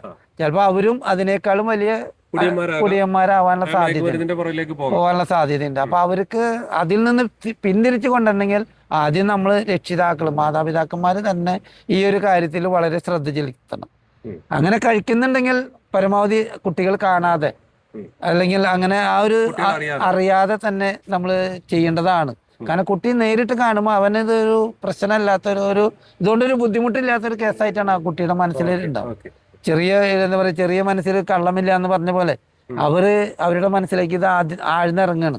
അപ്പൊ ഒരിക്കലും നമ്മള് മാതാപിതാക്കന്മാര് കുട്ടികളുടെ മുമ്പിൽ വെച്ച് ഇങ്ങനെയുള്ള തെറ്റായ പ്രവണതകൾ കുട്ടികൾക്ക് കാണിച്ചു കൊടുത്താൽ അവരെ തിരുത്തിയെടുക്കാൻ നമുക്ക് സാധിക്കില്ല. കാരണം ഇത് ഉപയോഗിക്കരുതെന്ന് പറയാനുള്ള ഒരു അവകാശം നമുക്കില്ല. കാരണം അവര് തിരിച്ച് ചോദിക്കും, അച്ഛൻ അല്ലെങ്കിൽ നിങ്ങൾ കഴിക്കുന്നുണ്ടല്ലോ എന്ന് ചോദിച്ചാൽ നമുക്ക്. അതുകൊണ്ട് നമ്മള് രക്ഷിതാക്കൾ തന്നെയാണ് ഇതിന്റെ ഏറ്റവും റോൾ മോഡലായിട്ട് മാറേണ്ടത്. എക്സൈസ് പോലീസ് ഡിപ്പാർട്ട്മെന്റുകൾ ഇതിനെ എങ്ങനെയാണ് ഡീൽ ചെയ്യുന്നത്? അല്ലെങ്കിൽ ഇവർ ഗുണകരമായ രീതിയിൽ വളരെ ഫലപ്രദമായ രീതിയിൽ അവരുടെ ഇടപെടൽ സ്കൂളുകളിൽ ഉണ്ടാവുന്നുണ്ടോ ഈ മയക്കുമരുന്നിനെതിരെ?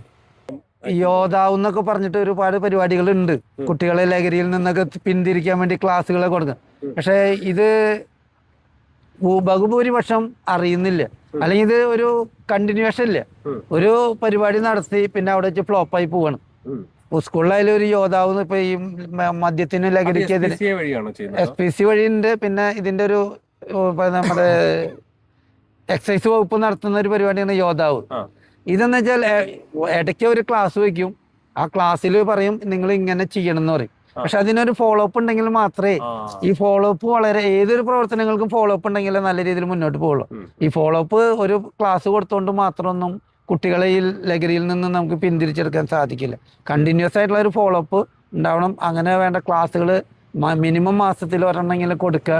അതോടൊപ്പം തന്നെ നേരത്തെ പറഞ്ഞ പോലെ തന്നെ ഇത്തരത്തിലുള്ള ഉപയോഗിച്ച ആളുകളുടെ എക്സ്പീരിയൻസും അവരെ നേരിട്ട് കാണാനുള്ള ഒരു അവസരങ്ങളൊക്കെ കുട്ടികൾക്ക് ഉണ്ടാക്കി കൊടുക്കുകയാണെങ്കിൽ ഈ കുട്ടികൾ ഇങ്ങനെയുള്ള മേഖലയിലേക്ക് പോകാനുള്ള പ്രവണത വളരെ കുറയ്ക്കാൻ സാധിക്കും. അപ്പൊ ഫോളോ അപ്പ് തന്നെയാണ് ഇത്. അത് സ്കൂൾ തലത്തിൽ നടത്താം. ഇപ്പൊ നമുക്ക് കുട്ടികൾക്ക് ക്ലാസ്സുകളായിട്ട് കൊടുക്കാം. ചെറിയ ക്ലാസ്സുകളിലൊക്കെ ഏറ്റവും നല്ലത് ചെറിയ കുട്ടികളിൽ കൊടുത്തു കഴിഞ്ഞാൽ അവർക്കിത് പെട്ടെന്ന് അത് ഉപയോഗിക്കേണ്ട വേണ്ട എന്നുള്ള ഒരു ചിന്താഗതി അവർക്ക് നോ പറയാനുള്ള ഒരു ധൈര്യം കുട്ടികൾക്ക് ഉണ്ടാക്കണം. ഒരാൾ എന്തെങ്കിലും ഒരു ലഹരിയുടെ സാധനത്തെ കുറിച്ച് പറയുകയോ അല്ലെങ്കിൽ അത് ഉപയോഗിച്ച് നോക്കാൻ പറയുമ്പോൾ നോ എനിക്ക് വേണ്ട എന്നുള്ളത് പറയാൻ ഗട്സ് ഉണ്ടാക്കുക എന്നുള്ളതാണ് കുട്ടികൾ ആദ്യം ചെയ്ത് ബോധവൽക്കരിക്കണം. ആ ബോധവൽക്കരണം കണ്ടിന്യൂസ് ഫോളോ അപ്പിലൂടെ തന്നെയാണ് നടക്കുള്ളൂ. അപ്പൊ അത് ഗവൺമെന്റിന്റെ ഭാഗത്തുനിന്നായാലും നല്ലൊരു ഫോളോ അപ്പ് ഉണ്ടാവണം. എനിക്ക് ദിവസാറിനോടാണ് ചോദ്യം.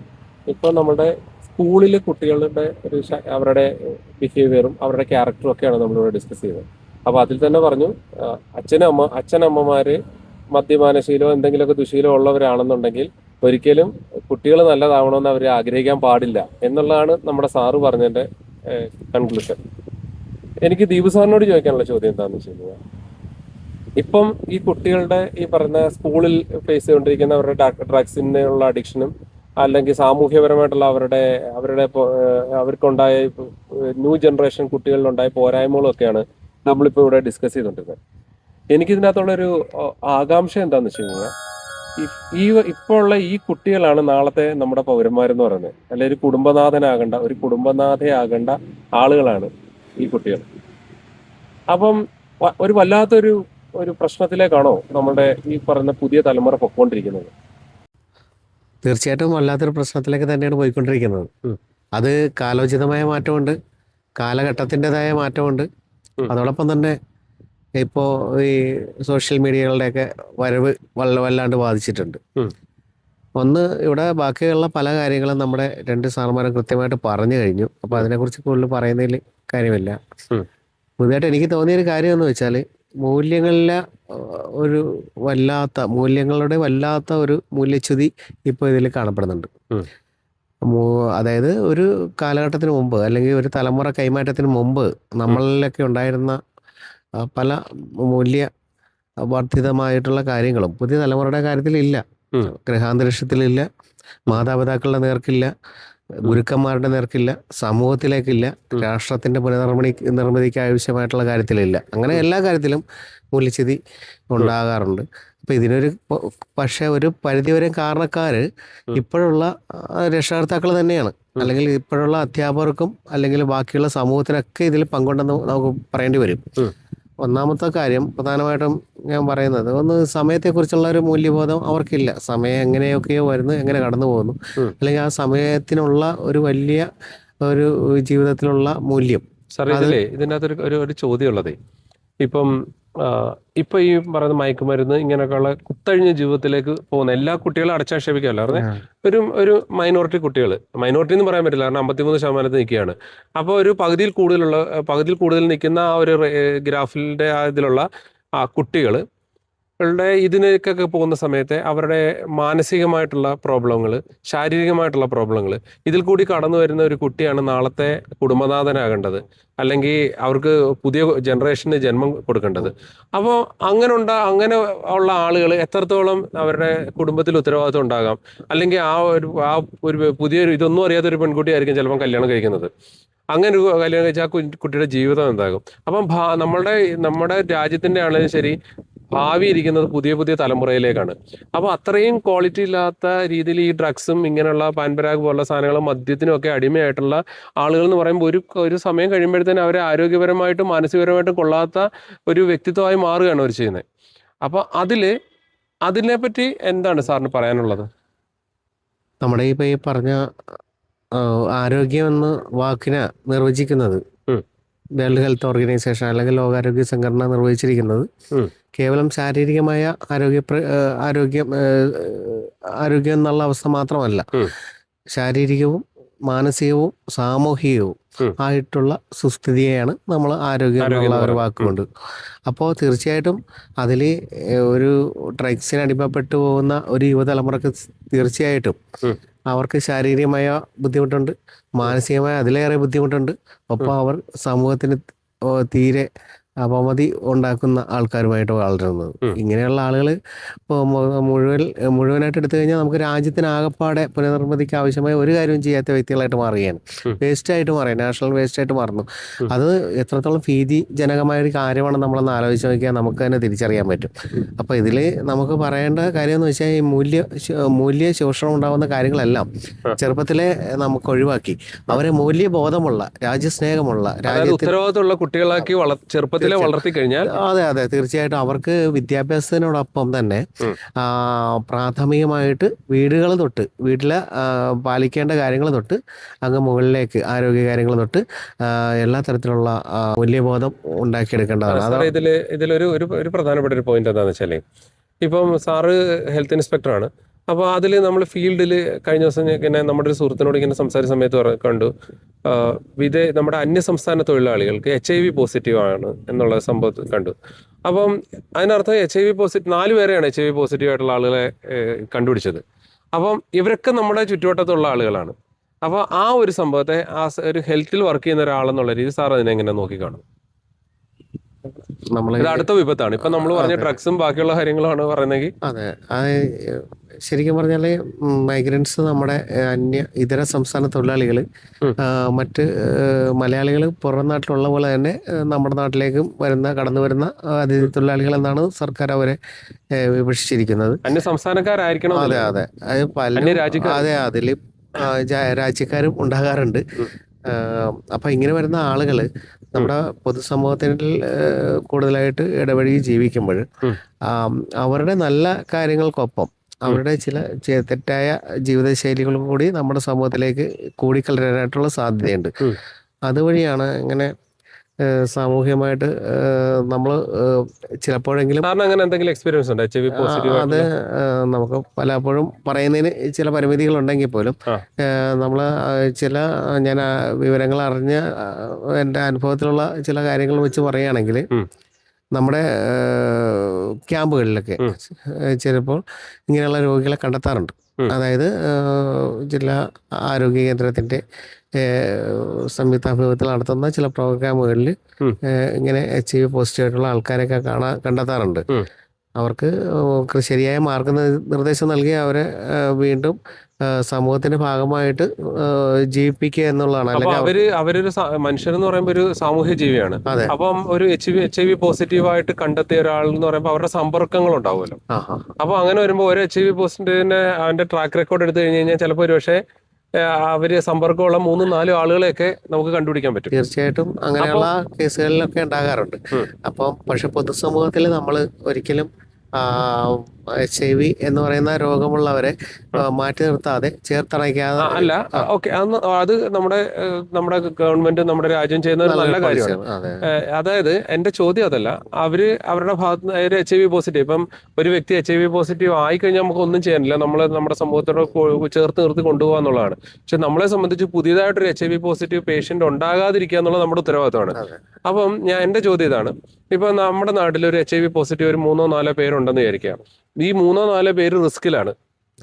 ഈ 3-4 പേർക്കല്ല റിസ്ക്, ചുറ്റുമുള്ള ആളുകൾക്ക് റിസ്കിലാണ്. അവൻ ചുറ്റുന്ന ബ്ലഡ് ബാങ്കിൽ അല്ലെങ്കിൽ അവനൊരു സിറിഞ്ച് ഏതെങ്കിലും രീതിയിൽ ഒരു ശ്രദ്ധിക്കപ്പെടാത്ത രീതിയിൽ ഡിസ്പോസ് ചെയ്യാത്ത ഒരു സിറിഞ്ച് അവൻ ഉപയോഗിച്ചാൽ പോലും തൊട്ടടുത്ത ഒരാൾക്ക് HIV പോസിറ്റീവിൽ എത്താനുള്ള സാധ്യത വളരെ കൂടുതലാണ്. അപ്പോൾ എൻ്റെ ചോദ്യം, നമ്മൾ എത്രത്തോളം ആ ഒരു കാര്യത്തിൽ റിസ്കിലാണ് പൊയ്ക്കൊണ്ടിരിക്കുന്നത്? അതിൽ മതിയായ നമ്മുടെ സംവിധാനങ്ങൾ ഇടപെടുന്നുണ്ടോ? അതിൽ ഏറ്റവും പ്രധാനപ്പെട്ടായിട്ട് നമുക്ക് ഇങ്ങനെയുള്ള ഒരു സമൂഹത്തിന് നൽകേണ്ട ഏറ്റവും വിലപ്പെട്ട സന്ദേശം എന്ന് പറയുന്നത് ശരിക്കും പറഞ്ഞാൽ ബോധവൽക്കരണം തന്നെയാണ്. കാരണം HIV രോഗം പകരുന്ന വഴികൾ, അതിലൊന്ന് ഈ പറഞ്ഞ പോലെ മയക്കുമരുന്നിൻ്റെ ഉപയോഗമാണ്. ഏറ്റവും പ്രധാനപ്പെട്ടത് ശാരീരിക ബന്ധമാണ്, സുരക്ഷിതമല്ലാത്ത. അതെ അതെ അതെ അതെ ഈ സിറിഞ്ചുകൾ ആണ്, നശീകരണം ചെയ്യാത്ത സിറിഞ്ചുകൾ, ഒരേ സിറിഞ്ചുകൾ. കാരണം പലപ്പോഴും വളരെ സ്വകാര്യമായ സ്ഥലത്ത്, ആരും കാണാത്ത സ്ഥലത്തൊക്കെ വെച്ചിട്ടായിരിക്കും ഒരു കൂട്ടം ആളുകൾ ഒരുമിച്ച് ഇത് ഉപയോഗിക്കുന്നത്. ഈ അവസരത്തിൽ സിറിഞ്ചുകൾ പരസ്പരം കൈമാറ്റം ചെയ്യപ്പെടുന്ന വഴി രക്തസംക്രമണത്തിലൂടെ അത് രോഗം പകരാനുള്ളൊരു സാധ്യത. മറ്റ് ഈ ലഹരി മരുന്ന് ഉപയോഗിക്കുന്നത് കൂടി മാനസിക നിലയിൽ ഉണ്ടാകുന്ന ഒരു ഉന്മാദാവസ്ഥയെ തുടർന്ന് സാമൂഹികമായിട്ട് വിലക്കുകൾ ലംഘിച്ച് ചെയ്യുന്ന ചില പ്രവർത്തികൾ മുഖേന വീണ്ടും അസുഖത്തിന്റെ തോത് ഭയങ്കരമായിട്ട് വർദ്ധിക്കുന്നു. ഇങ്ങനെയുള്ള വ്യക്തികൾ സമൂഹത്തിൽ ബാക്കിയുള്ള വ്യക്തികളെ സ്വാധീനിക്കുന്ന വഴി രോഗമില്ലാത്ത മറ്റ് ആളുകളിലേക്കും പകർത്താനുള്ള സാധ്യത. അപ്പൊ നമ്മൾ ചുരുക്കം പറഞ്ഞാൽ HIV പോസിറ്റീവ് ആയിട്ടുള്ള ആളുകളെ ചേർത്ത് നിർത്തുന്നതിൻ്റെ അകത്ത് മാത്രമല്ല കാര്യം, അതിനകത്ത് പ്രിവെൻഷൻ എന്നുള്ള രീതിയിലാണ്. അപ്പൊ ഞാൻ ചോദിക്കുന്നത്, നമുക്ക് പ്രിവെൻഷൻ എന്നുള്ള രീതിയിൽ നമുക്ക് ഈ ഇഫക്റ്റീവ് ആയിട്ടുള്ള രീതിയിലുള്ള എന്ത് പ്രിവെൻഷൻ ആണ് നമ്മുടെ ഗവൺമെന്റ് ഭാഗത്തു നിന്നോ അല്ലെങ്കിൽ ആ രീതിയിലൊക്കെ ഉണ്ടാകുന്നത്? അതെ, അതിൽ ഏറ്റവും പ്രധാനം ഞാൻ നേരത്തെ പറഞ്ഞ പോലെ തന്നെ ബോധവൽക്കരണം തന്നെയാണ് ഏറ്റവും പ്രധാനപ്പെട്ട കാര്യം. അതോടൊപ്പം തന്നെ സുരക്ഷിതമല്ലാത്ത ലൈംഗിക വീഴ്ചകളിലൂടെ ഉള്ള ആ രോഗസംക്രമണം തടയുന്നതിൻ്റെ ഭാഗമായി താൽക്കാലിക ഗർഭനിരോധന മാർഗങ്ങൾ ഉപയോഗിക്കുന്നതിന് അവരെ ശീലിപ്പിക്കുക അല്ലെങ്കിൽ ചിന്തിപ്പിക്കുക. അതിൽ തന്നെ കൃത്യമായിട്ടുള്ള വിവരങ്ങളും നിർദ്ദേശങ്ങളും നൽകുക. ഈ പറയുന്ന ഏതെങ്കിലും തരത്തിലുള്ള കാര്യങ്ങൾ ഉണ്ടായിട്ടുണ്ടെങ്കിൽ, ജീവിതത്തിൽ ഉണ്ടായിട്ടുണ്ടെങ്കിൽ, ഒരു കൗൺസിലിംഗ് സെൻറ്ററുമായിട്ട് ജ്യോതിസ് പോലുള്ള, ഉഷസ് പോലൊക്കെ ഉള്ള ഒത്തിരി നമുക്ക് ഇതുപോലുള്ള മെൻ്റൽ ഹെൽത്ത് നൽകുന്ന അല്ലെങ്കിൽ കൗൺസിലിംഗ് നൽകുന്ന സ്ഥാപനങ്ങൾ സർക്കാരിൻ്റെ കീഴിലുണ്ട്. അവിടെ നേരിട്ട് പോയിട്ട് ബന്ധപ്പെട്ട്. ഇതിൽ HIV പോസിറ്റീവിൻ്റെ കാര്യം ഞാൻ പറഞ്ഞു. ഇതിനകത്തുള്ള സ്വാഭാവികമായിട്ട് ഇത് കാണുന്ന നമ്മുടെ പ്രേക്ഷകർക്കുള്ള സംശയം, HIV പോസിറ്റീവ് ആയാലുള്ള എൻ്റെ ദൂഷ്യവശങ്ങൾ എന്തൊക്കെയാണെന്നുള്ളത്, അതിനെപ്പറ്റി സാറിനൊന്ന് പറഞ്ഞു തരുമോ? എന്താണ് HIV പോസിറ്റീവ് ആയാലുള്ള കുഴപ്പം? അത് HIV human immuno deficiency virus എന്ന് പറയുന്ന ഒരു വൈറസാണ് നമ്മുടെ ശരീരത്തിലേക്ക് ഈ ഒരു രക്തത്തിലൂടെ അല്ലെങ്കിൽ ഈ സുരക്ഷിതമല്ലാത്ത ലൈംഗിക മാർഗങ്ങളിലൂടെയൊക്കെ നമുക്ക് വരുന്നത്. ഈ ശരീരത്തിലേക്ക് ഇങ്ങനെ അല്ലെങ്കിൽ പ്രവേശിക്കുന്ന ഈ അണുക്കൾ വർദ്ധിക്കുകയും നമ്മുടെ പ്രതിരോധ വ്യവസ്ഥിതിയെ ആകപ്പാടെ തകരാറിലാക്കുകയും ചെയ്യുന്നു. ഇങ്ങനെ രോഗി ഒരു ക്രമേണ രോഗപ്രതിരോധ ശേഷി പൂർണ്ണമായും നശിക്കുന്ന ഒരു അവസ്ഥയിലേക്ക് എത്തുകയും. ഇതുപോലെ തന്നെ ഇപ്പം സാറേ, ഇതുപോലെ തന്നെ HIV പോലെ തന്നെ നമുക്ക് ട്രീറ്റ്മെന്റ് ഇല്ലാത്ത രീതിയിൽ ഇല്ലാത്ത ഈ രീതിയിലുള്ള അസുഖങ്ങൾ ഏതൊക്കെയാണ്? ഈ ബ്ലഡിൽ കൂടി പകരുന്ന അസുഖങ്ങൾ നമുക്ക് ഇപ്പോൾ HIV അല്ലാതെ സെക്ഷലി ട്രാൻസ്മിറ്റഡ് ഡിസീസസ് എന്നറിയപ്പെടുന്ന അല്ലെങ്കിൽ സുരക്ഷിതമല്ലാത്ത അല്ലെങ്കിൽ മാർഗങ്ങളിലൂടെ പകരുന്ന സെക്ഷൽ കോണ്ടാക്റ്റിലൂടെ പകരുന്ന നിരവധി അസുഖങ്ങൾ വേറെ ഉണ്ട്. കൊണേറിയ പോലുള്ള അസുഖങ്ങൾ, സിഫിലിസ് പോലുള്ള അസുഖങ്ങൾ, അങ്ങനെ അതൊക്കെ നമ്മൾ കേട്ടിട്ടുണ്ട്. അതോടൊപ്പം തന്നെ ഹെപ്പറ്റൈറ്റിസ് A, B, C അതുപോലെ ചികിത്സയില്ല. ഹെപ്പറ്റൈറ്റിസ് അല്ല, ഉണ്ട്, ചികിത്സയുണ്ട്. എങ്കിൽ ഈ പറഞ്ഞ എല്ലാത്തിനും ചികിത്സയൊക്കെ ഉണ്ട്. പക്ഷെ അതിൽ പരിപൂർണമായിട്ടുള്ള സൗഖ്യം പലപ്പോഴും എത്രത്തോളം ഉണ്ടെന്നുള്ള ഒരു കാര്യം നമുക്ക് തന്നെ ഊഹിക്കാവുന്നതാണല്ലോ. കാരണം വൈറസ് സംബന്ധമായിട്ടുള്ള അസുഖങ്ങൾ പരിപൂർണമായിട്ടും സൗഖ്യമാക്കാനാവില്ല എന്നുള്ള. ചുരുക്കം പറഞ്ഞാൽ ഇത്രയേ ഉള്ളൂ, നമ്മൾ ഡ്രഗ്സ് ഉപയോഗിക്കുന്ന ഒരാളാണെങ്കിൽ ഒന്നുകിൽ ഡ്രഗ്സ് കൊണ്ട് അവൻ നശിക്കും, അവനും അവൻ്റെ കുടുംബവും നശിക്കും. അതല്ല എന്നുണ്ടെങ്കിൽ ഇതുപോലുള്ള കുറേ അസുഖങ്ങളൂടെ നമുക്ക് അതിൻ്റെ കൂടെ ബൈ പ്രോഡക്റ്റ് ആയിട്ട് കിട്ടും. ഇത് അസുഖങ്ങൾ നമ്മുടെ ജീവിതം ആയുസ് നീട്ടിക്കൊടുക്കപ്പെടാം എന്നല്ലാതെ പരിപൂർണമായ രോഗവിമുക്തി പലപ്പോഴും അസാധ്യമാണെന്നാണ് നമ്മൾ മനസ്സിലാക്കേണ്ടത്. എനിക്ക് കുറേ വിലപ്പെട്ട അറിവുകൾ നിങ്ങളിൽ നിന്ന് എനിക്ക് അറിയാൻ പറ്റി. അപ്പോൾ നിങ്ങളുടെ വിലയേറിയ സമയം കുറച്ച് ഒരു അരമണിക്കൂറും 3/4 മണിക്കൂറോളം നമുക്ക് വേണ്ടി ചെലവഴിച്ച ഓരോരുത്തരോടും എൻ്റെ വ്യക്തിപരമായ നന്ദി രേഖപ്പെടുത്തിക്കൊള്ളുന്നു. Thank you sir, thank you very much. Okay, നമസ്കാരം. നമ്മളുടെ പ്രോഗ്രാം ഇവിടെ കൺക്ലൂഡ് ചെയ്യുകയാണ്. നമ്മളിവിടെ ഉരുത്തിരിഞ്ഞ ചർച്ചയിൽ 2 അധ്യാപകരും ഒരു ഹെൽത്തിൽ വർക്ക് ചെയ്യുന്ന ആളും, അങ്ങനെ 3 പേരാണ് നമ്മളുടെ ഗസ്റ്റായിട്ട് ഇന്ന് വന്നത്. അതിൽ ഇന്ന് പ്രധാനമായിട്ടും നമ്മൾ ചർച്ച ചെയ്ത കാര്യം എന്ന് വെച്ച് കഴിഞ്ഞാൽ, നമ്മൾ സ്കൂളുകളിലുള്ള മയക്കുമരുന്ന്, മദ്യപാന ദുശീലങ്ങൾ കൊണ്ട് കുട്ടികൾക്കുണ്ടാകുന്ന മാനസിക ശാരീരിക പ്രശ്നങ്ങളും ഒപ്പം അതിൻ്റെ പരിണിത ഫലങ്ങൾ, അതിൻ്റെ ദൂഷ്യവശങ്ങൾ വീട്ടിലെ എത്രത്തോളം അവരെ അഫക്റ്റ് ചെയ്യുന്നെന്നും അവരുടെ മാതാപിതാക്കൾ അവരെ എത്രത്തോളം സ്വാധീനിക്കുന്നു എന്നുള്ളതാണ് നമ്മൾ ഇന്ന് ചർച്ച ചെയ്ത ഒരു പ്രധാനപ്പെട്ട കാര്യം. രണ്ടാമത് നമ്മൾ സംസാരിച്ച ഒരു കാര്യം എന്ന് വെച്ച് കഴിഞ്ഞ് കഴിഞ്ഞാൽ നമ്മുടെ സമൂഹത്തിൽ തെറ്റായ ജീവിത രീതികൾ കാരണം HIV പോലുള്ള മാരക രോഗങ്ങൾക്ക് അടിമപ്പെടുന്ന നമ്മുടെ യുവത്വത്തെ പറ്റി, നമ്മുടെ ചെറുപ്പക്കാരെ പറ്റിയുള്ള ഇതായിരുന്നു നമ്മൾ അവസാനമായിട്ട് സംസാരിച്ചത്. അപ്പോൾ എനിക്ക് നിങ്ങളോട് പറയാനുള്ളൊരു കാര്യം എന്താണെന്ന് വെച്ച് കഴിഞ്ഞാൽ, ഒന്ന്, നമ്മുടെ തെറ്റായ ജീവിത രീതികൾ കാരണം നമ്മൾക്ക് മയക്കുമരുന്നിനോ മദ്യത്തിനോ നമ്മളൊരു ടൈം പാസിന് വേണ്ടി ആയിരിക്കാം ഇതൊരു പക്ഷേ തുടങ്ങുന്നത്, അല്ലെങ്കിൽ നമുക്കൊരു സെൽഫ് കോൺഫിഡൻസിന് വേണ്ടി ആയിരിക്കാം ഇതിലേക്കൊക്കെ കടന്നു പോകുന്നത്. അപ്പോൾ നമ്മൾ തമാശയ്ക്ക് വേണ്ടി തുടങ്ങുന്ന ഒരു കാര്യം പിന്നെ നമ്മളൊരു അഡിക്ഷനിലേക്ക് വന്നു കഴിഞ്ഞാൽ അതിൽ കൂടി ഇല്ലാതാകുന്നത് നമ്മളുടെ ആരോഗ്യവും നമ്മളുടെ മാനസിക ശാരീരിക ആരോഗ്യവും ഒപ്പം നമ്മളെ ഡിപ്പെൻഡ് ചെയ്തിരിക്കുന്ന നമ്മളെ കുടുംബവുമാണ് തകരുന്നതെന്ന് ആണ് എനിക്ക് ഇതിൻ്റെ ഈ മയക്കുമരുന്ന്, മദ്യം ഇങ്ങനെയുള്ള ദുശീലങ്ങളിലേക്ക് പോകുന്ന ഓരോരുത്തരോടും, പാൻപരാഗ് പോലുള്ള കാര്യങ്ങളിലേക്ക് പോകുന്ന ഓരോരുത്തരോടും എനിക്ക് ഓർമ്മിപ്പിക്കാനുള്ളത്. ഒപ്പം അടുത്ത് നമ്മൾ പോകുന്ന ഒരു കാര്യമാണ് ഈ പറയുന്ന സേഫ് അല്ലാത്ത ശാരീരിക ബന്ധങ്ങൾ. നമ്മളൊന്ന് ആലോചിച്ച് നോക്കുക, നമുക്ക് ആർക്കെങ്കിലും ഒരാൾക്ക് HIV പോസിറ്റീവ് ഉണ്ട് എന്ന് വിചാരിക്കുക, നമ്മൾ പറഞ്ഞു നടക്കുമോ നമുക്ക് HIV പോസിറ്റീവ് എന്ന് പറഞ്ഞു നടക്കുമോ? അപ്പോൾ നമ്മളൊരു ഫിസിക്കൽ റിലേഷൻഷിപ്പിലേക്ക് ആ ആളുമായിട്ട് പോയി കഴിഞ്ഞാൽ നമ്മളും HIV പോസിറ്റീവിന് അടിമപ്പെട്ടു പോവുകയാണ് ചെയ്യുന്നത്, അല്ലെങ്കിൽ നമ്മൾക്കോ HIV പോസിറ്റീവ് ആവുക ചെയ്യുന്നത്. HIV പോസിറ്റീവ് വന്നാലത്തെ കാര്യങ്ങൾ എന്താണെന്ന് നിങ്ങൾ ഗൂഗിൾ ചെയ്ത് നോക്കിയാൽ, അല്ലെങ്കിൽ യൂട്യൂബിൽ മറ്റുള്ള വീഡിയോസ് ഉണ്ടാവും, അതിൽ നമ്മൾ സെർച്ച് ചെയ്ത് നോക്കിക്കഴിഞ്ഞാൽ നിങ്ങൾക്ക് കാണാൻ പറ്റും. അപ്പം അല്ലെങ്കിൽ അതുമായിട്ട് ബന്ധപ്പെട്ടുള്ള സെക്ഷൽ ഡിസീസുകളുണ്ടല്ലോ, ഇങ്ങനെ പിന്നെ ഫിസിക്കൽ റിലേഷൻഷിപ്പ്, ശാരീരിക ബന്ധങ്ങൾ പുലർത്തുന്ന വഴി ഉണ്ടാകുന്ന കൈമാറ്റപ്പെടുന്ന ഇൻക്യൂറബിൾ ആയിട്ടുള്ള, അതായത് ചികിത്സിക്കാൻ പറ്റാത്ത രീതിയിലുള്ള അസുഖങ്ങളുണ്ട്. ഇതൊക്കെ നമുക്ക് കിട്ടാനുള്ള അല്ലെങ്കിൽ നമ്മളിലേക്ക് വ്യാപിക്കാനുള്ള സാധ്യതയിൽ കൂടിയാണ് നമ്മൾ ഇങ്ങനെയുള്ള തെറ്റായ സുരക്ഷിതമല്ലാത്ത ശാരീരിക ബന്ധങ്ങളിലൂടെ നമ്മൾ കടന്നു പോകുമ്പോൾ നമുക്ക് സംഭവിക്കുന്നത്. അപ്പോൾ എനിക്ക് വീണ്ടും ഞാൻ ഓർമ്മിപ്പിക്കുന്നത്, നമ്മളുടെ ചിട്ടയായ ജീവിതം, അല്ലെങ്കിൽ നമ്മുടെ ചിട്ടയായ ജീവിതം തുടങ്ങേണ്ടത് നമ്മളുടെ ഓരോരുത്തരുടെയും കുടുംബങ്ങളിലാണ്. അച്ഛനും അമ്മയും മക്കളും ഒക്കെയുള്ള ഒരു ആരോഗ്യകരമായ സന്തോഷകരമായ ഒരു കുടുംബജീവിതം പുലർത്തുന്നവരാണ് നിങ്ങളെങ്കിൽ നിങ്ങളുടെ മക്കൾ തെറ്റായിട്ടുള്ള ഒരു രീതിയിലേക്ക് ഒരിക്കലും പോകില്ല. ഇനിയും നല്ല രീതിയിലുള്ള കുടുംബ ബന്ധം പുലർത്തുന്ന ആളുകളും കുട്ടികൾ തെറ്റായിട്ട് ചിലപ്പോൾ ഒരു നിമിഷത്തെ തെറ്റായിട്ടുള്ള ഒരു തോന്നൽ കാരണം പക്ഷെ പോകാനുള്ള സാധ്യത വളരെ കൂടുതലാണ്. അങ്ങനെ ഇല്ലെന്ന് പറയുന്നില്ല. എങ്ങനെ പോയാലും ശരി, നമ്മളുടെ ലൈഫാണ് നമുക്ക് നഷ്ടപ്പെട്ടു പോകുന്നത്. ആദ്യമേ തന്നെ മാറ്റം ഉണ്ടാവേണ്ടത് നമ്മളുടെ കുടുംബത്തിൽ നിന്നാണ്. അച്ഛനും അമ്മയും, ഒരു മോനോ അല്ലെങ്കിൽ ഒരു മോളോ അല്ലെങ്കിൽ 2 കുട്ടികളോ ഉള്ള കുടുംബത്തിൽ നിന്നാണ് ആദ്യത്തെ മാറ്റം ഉണ്ടാവേണ്ടത്. അച്ഛനും അമ്മയോ എന്തെങ്കിലും ദുശീലങ്ങളുള്ള ഒരാളാണെങ്കിൽ സാറ് മുമ്പേ പറഞ്ഞതിൻ്റെ കൂട്ട് നമ്മുടെ മക്കളെ നമുക്ക് ഉപദേശിക്കാൻ പറ്റില്ല. നമ്മുടെ കുട്ടികൾ നമ്മളെ കണ്ടിട്ടാണ് വളരുന്നത്. നമ്മുടെ ഓരോ കുട്ടികളുടെ റോൾ മോഡൽ എന്ന് പറയുന്നത് അച്ഛനും അമ്മയാണ്. അപ്പോൾ ആദ്യം മാറേണ്ടത് അച്ഛനും അമ്മയാണ്. അപ്പം എനിക്ക് എന്തെങ്കിലും ദുശീലം ഉണ്ടെന്നുണ്ടെങ്കിൽ ഞാനത് ഇന്ന് തന്നെ വേണ്ട എന്ന് വെക്കണം. എന്തിനു വേണ്ടി? നിങ്ങളുടെ മക്കളുടെ നല്ല ഭാവിക്ക് വേണ്ടി. മനസ്സിലായോ? കാരണം നിങ്ങളെ കണ്ടിട്ടാണ് നിങ്ങളുടെ മക്കൾ വളരുന്നത്. നാളെ അവർ ഒരു കുടുംബനാഥയെ ആകേണ്ട ആളുകളാണ്. അപ്പോൾ അവർ ചിന്തിക്കുന്നത്, എൻ്റെ അച്ഛൻ ഞാൻ മദ്യപിക്കുമായിരുന്നല്ലോ, അല്ലെ ഈ വക സാധനങ്ങൾ ഉപയോഗിക്കുമായിരുന്നല്ലോ, പിന്നെന്താ എനിക്ക് ഉപയോഗിച്ചാലെന്നാണ് അവർ ചിന്തിക്കുന്നത്, അല്ലെ അമ്മ.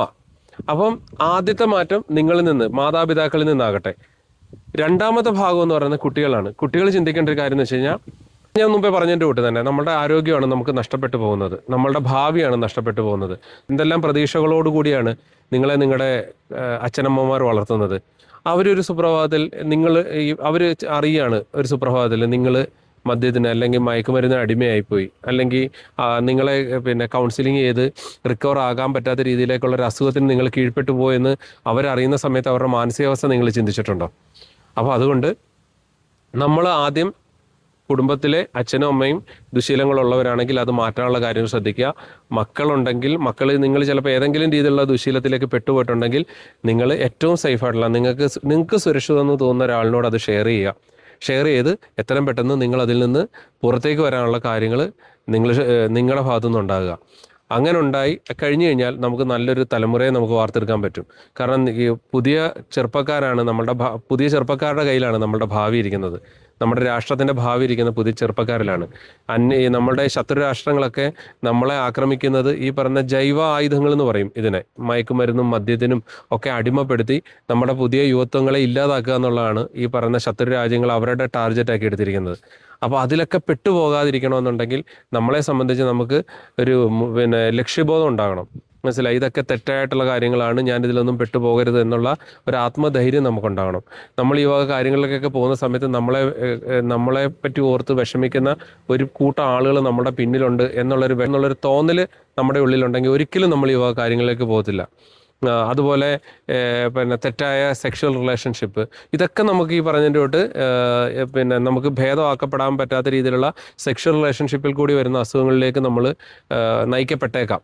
അപ്പം ഈ വക കാര്യങ്ങളിലൊന്നും നിങ്ങൾ ആവശ്യമില്ലാതെ പെട്ടുപോകാതെ ഒരു നല്ല രീതിയിലുള്ള വിദ്യാഭ്യാസം നേടി മയക്കുമരുന്നിനും മദ്യത്തിനൊന്നും അടിമപ്പെടാതെ നിങ്ങൾക്ക് മുന്നോട്ട് പോകാൻ കഴിഞ്ഞാൽ നിങ്ങളുടെ ഭാവി അത്ര രീതിയിൽ സുന്ദരവും സുരഭിലവുമാകും. നല്ല രീതിയിലുള്ള ഭാവിയിലേക്ക് നിങ്ങൾക്ക് വരാം. അതല്ല നിങ്ങൾ തെറ്റായ ഈ നിമിഷ സുഖങ്ങൾക്ക് വേണ്ടിയിലേക്ക് പോയി കഴിഞ്ഞ് കഴിഞ്ഞാൽ നിങ്ങളുടെ ഭാവി അതോടുകൂടി തീർന്നു, അതിൻ്റെ അകത്ത് വേറെ കാര്യങ്ങളൊന്നുമില്ല. അപ്പോൾ അതുകൊണ്ട് ഈ നിമിഷ സുഖങ്ങൾക്ക് പോകാതെ നിങ്ങളിലുള്ള നിക്ഷിപ്തമായിരിക്കുന്ന കാര്യങ്ങൾ എന്താ, ശരിയായ രീതിയിലുള്ള ജീവിത രീതി, മോശപ്പെട്ട രീതിയിലേക്ക് പോകാത്ത രീതിയിലേക്കുള്ള നമ്മുടെ ലൈഫ് സ്റ്റൈൽ, ജീവിതചര്യ, ആ രീതിയിലേക്ക് പോയി കഴിഞ്ഞാൽ നിങ്ങൾ ആഗ്രഹിക്കുന്ന ഒരു പെൺകുട്ടിയെ സ്വന്തമാക്കി നിങ്ങൾക്ക് സന്തോഷത്തോടുകൂടി ജീവിതം മുന്നോട്ട് പോകാൻ പറ്റും. നിങ്ങളുടെ വീട്ടുകാർക്കും നിങ്ങളെ സുഹൃത്തുക്കൾക്കും ഒക്കെയുള്ള ഒരു റോൾ മോഡലാക്കി നിങ്ങൾക്ക് അവരെ എടുക്കാൻ തക്ക രീതിയിലേക്കുള്ളൊരു വ്യക്തിത്വമായിട്ട് നിങ്ങൾക്ക് മാറാൻ പറ്റും. അങ്ങനെ നമ്മുടെ പുതുതലമുറയ്ക്ക് അങ്ങനെ ഒരു മറ്റുള്ളവരെ ഇൻസ്പയർ ചെയ്യുന്ന രീതിയിലുള്ള ഒരു വ്യക്തിത്വമാകാൻ കഴിയട്ടെ എന്ന് ആത്മാർത്ഥമായിട്ട് ആശംസിച്ചുകൊണ്ട് നമ്മളുടെ സംഭാഷണം ഇവിടെ നിർത്തുകയാണ്. ഇത്രയും നേരം നമ്മളെ ശ്രവിച്ചുകൊണ്ടിരുന്ന എല്ലാവർക്കും ഒരിക്കൽ കൂടി നന്ദി രേഖപ്പെടുത്തുന്നു. നിങ്ങൾക്ക് ഈ വിഷയത്തിലുള്ള നിങ്ങളുടെ ഫീഡ്ബാക്കുകളും കമൻറ്റുകളും കമൻറ്റ് ബോക്സിൽ രേഖപ്പെടുത്താവുന്നതാണ്. നന്ദി, നമസ്കാരം.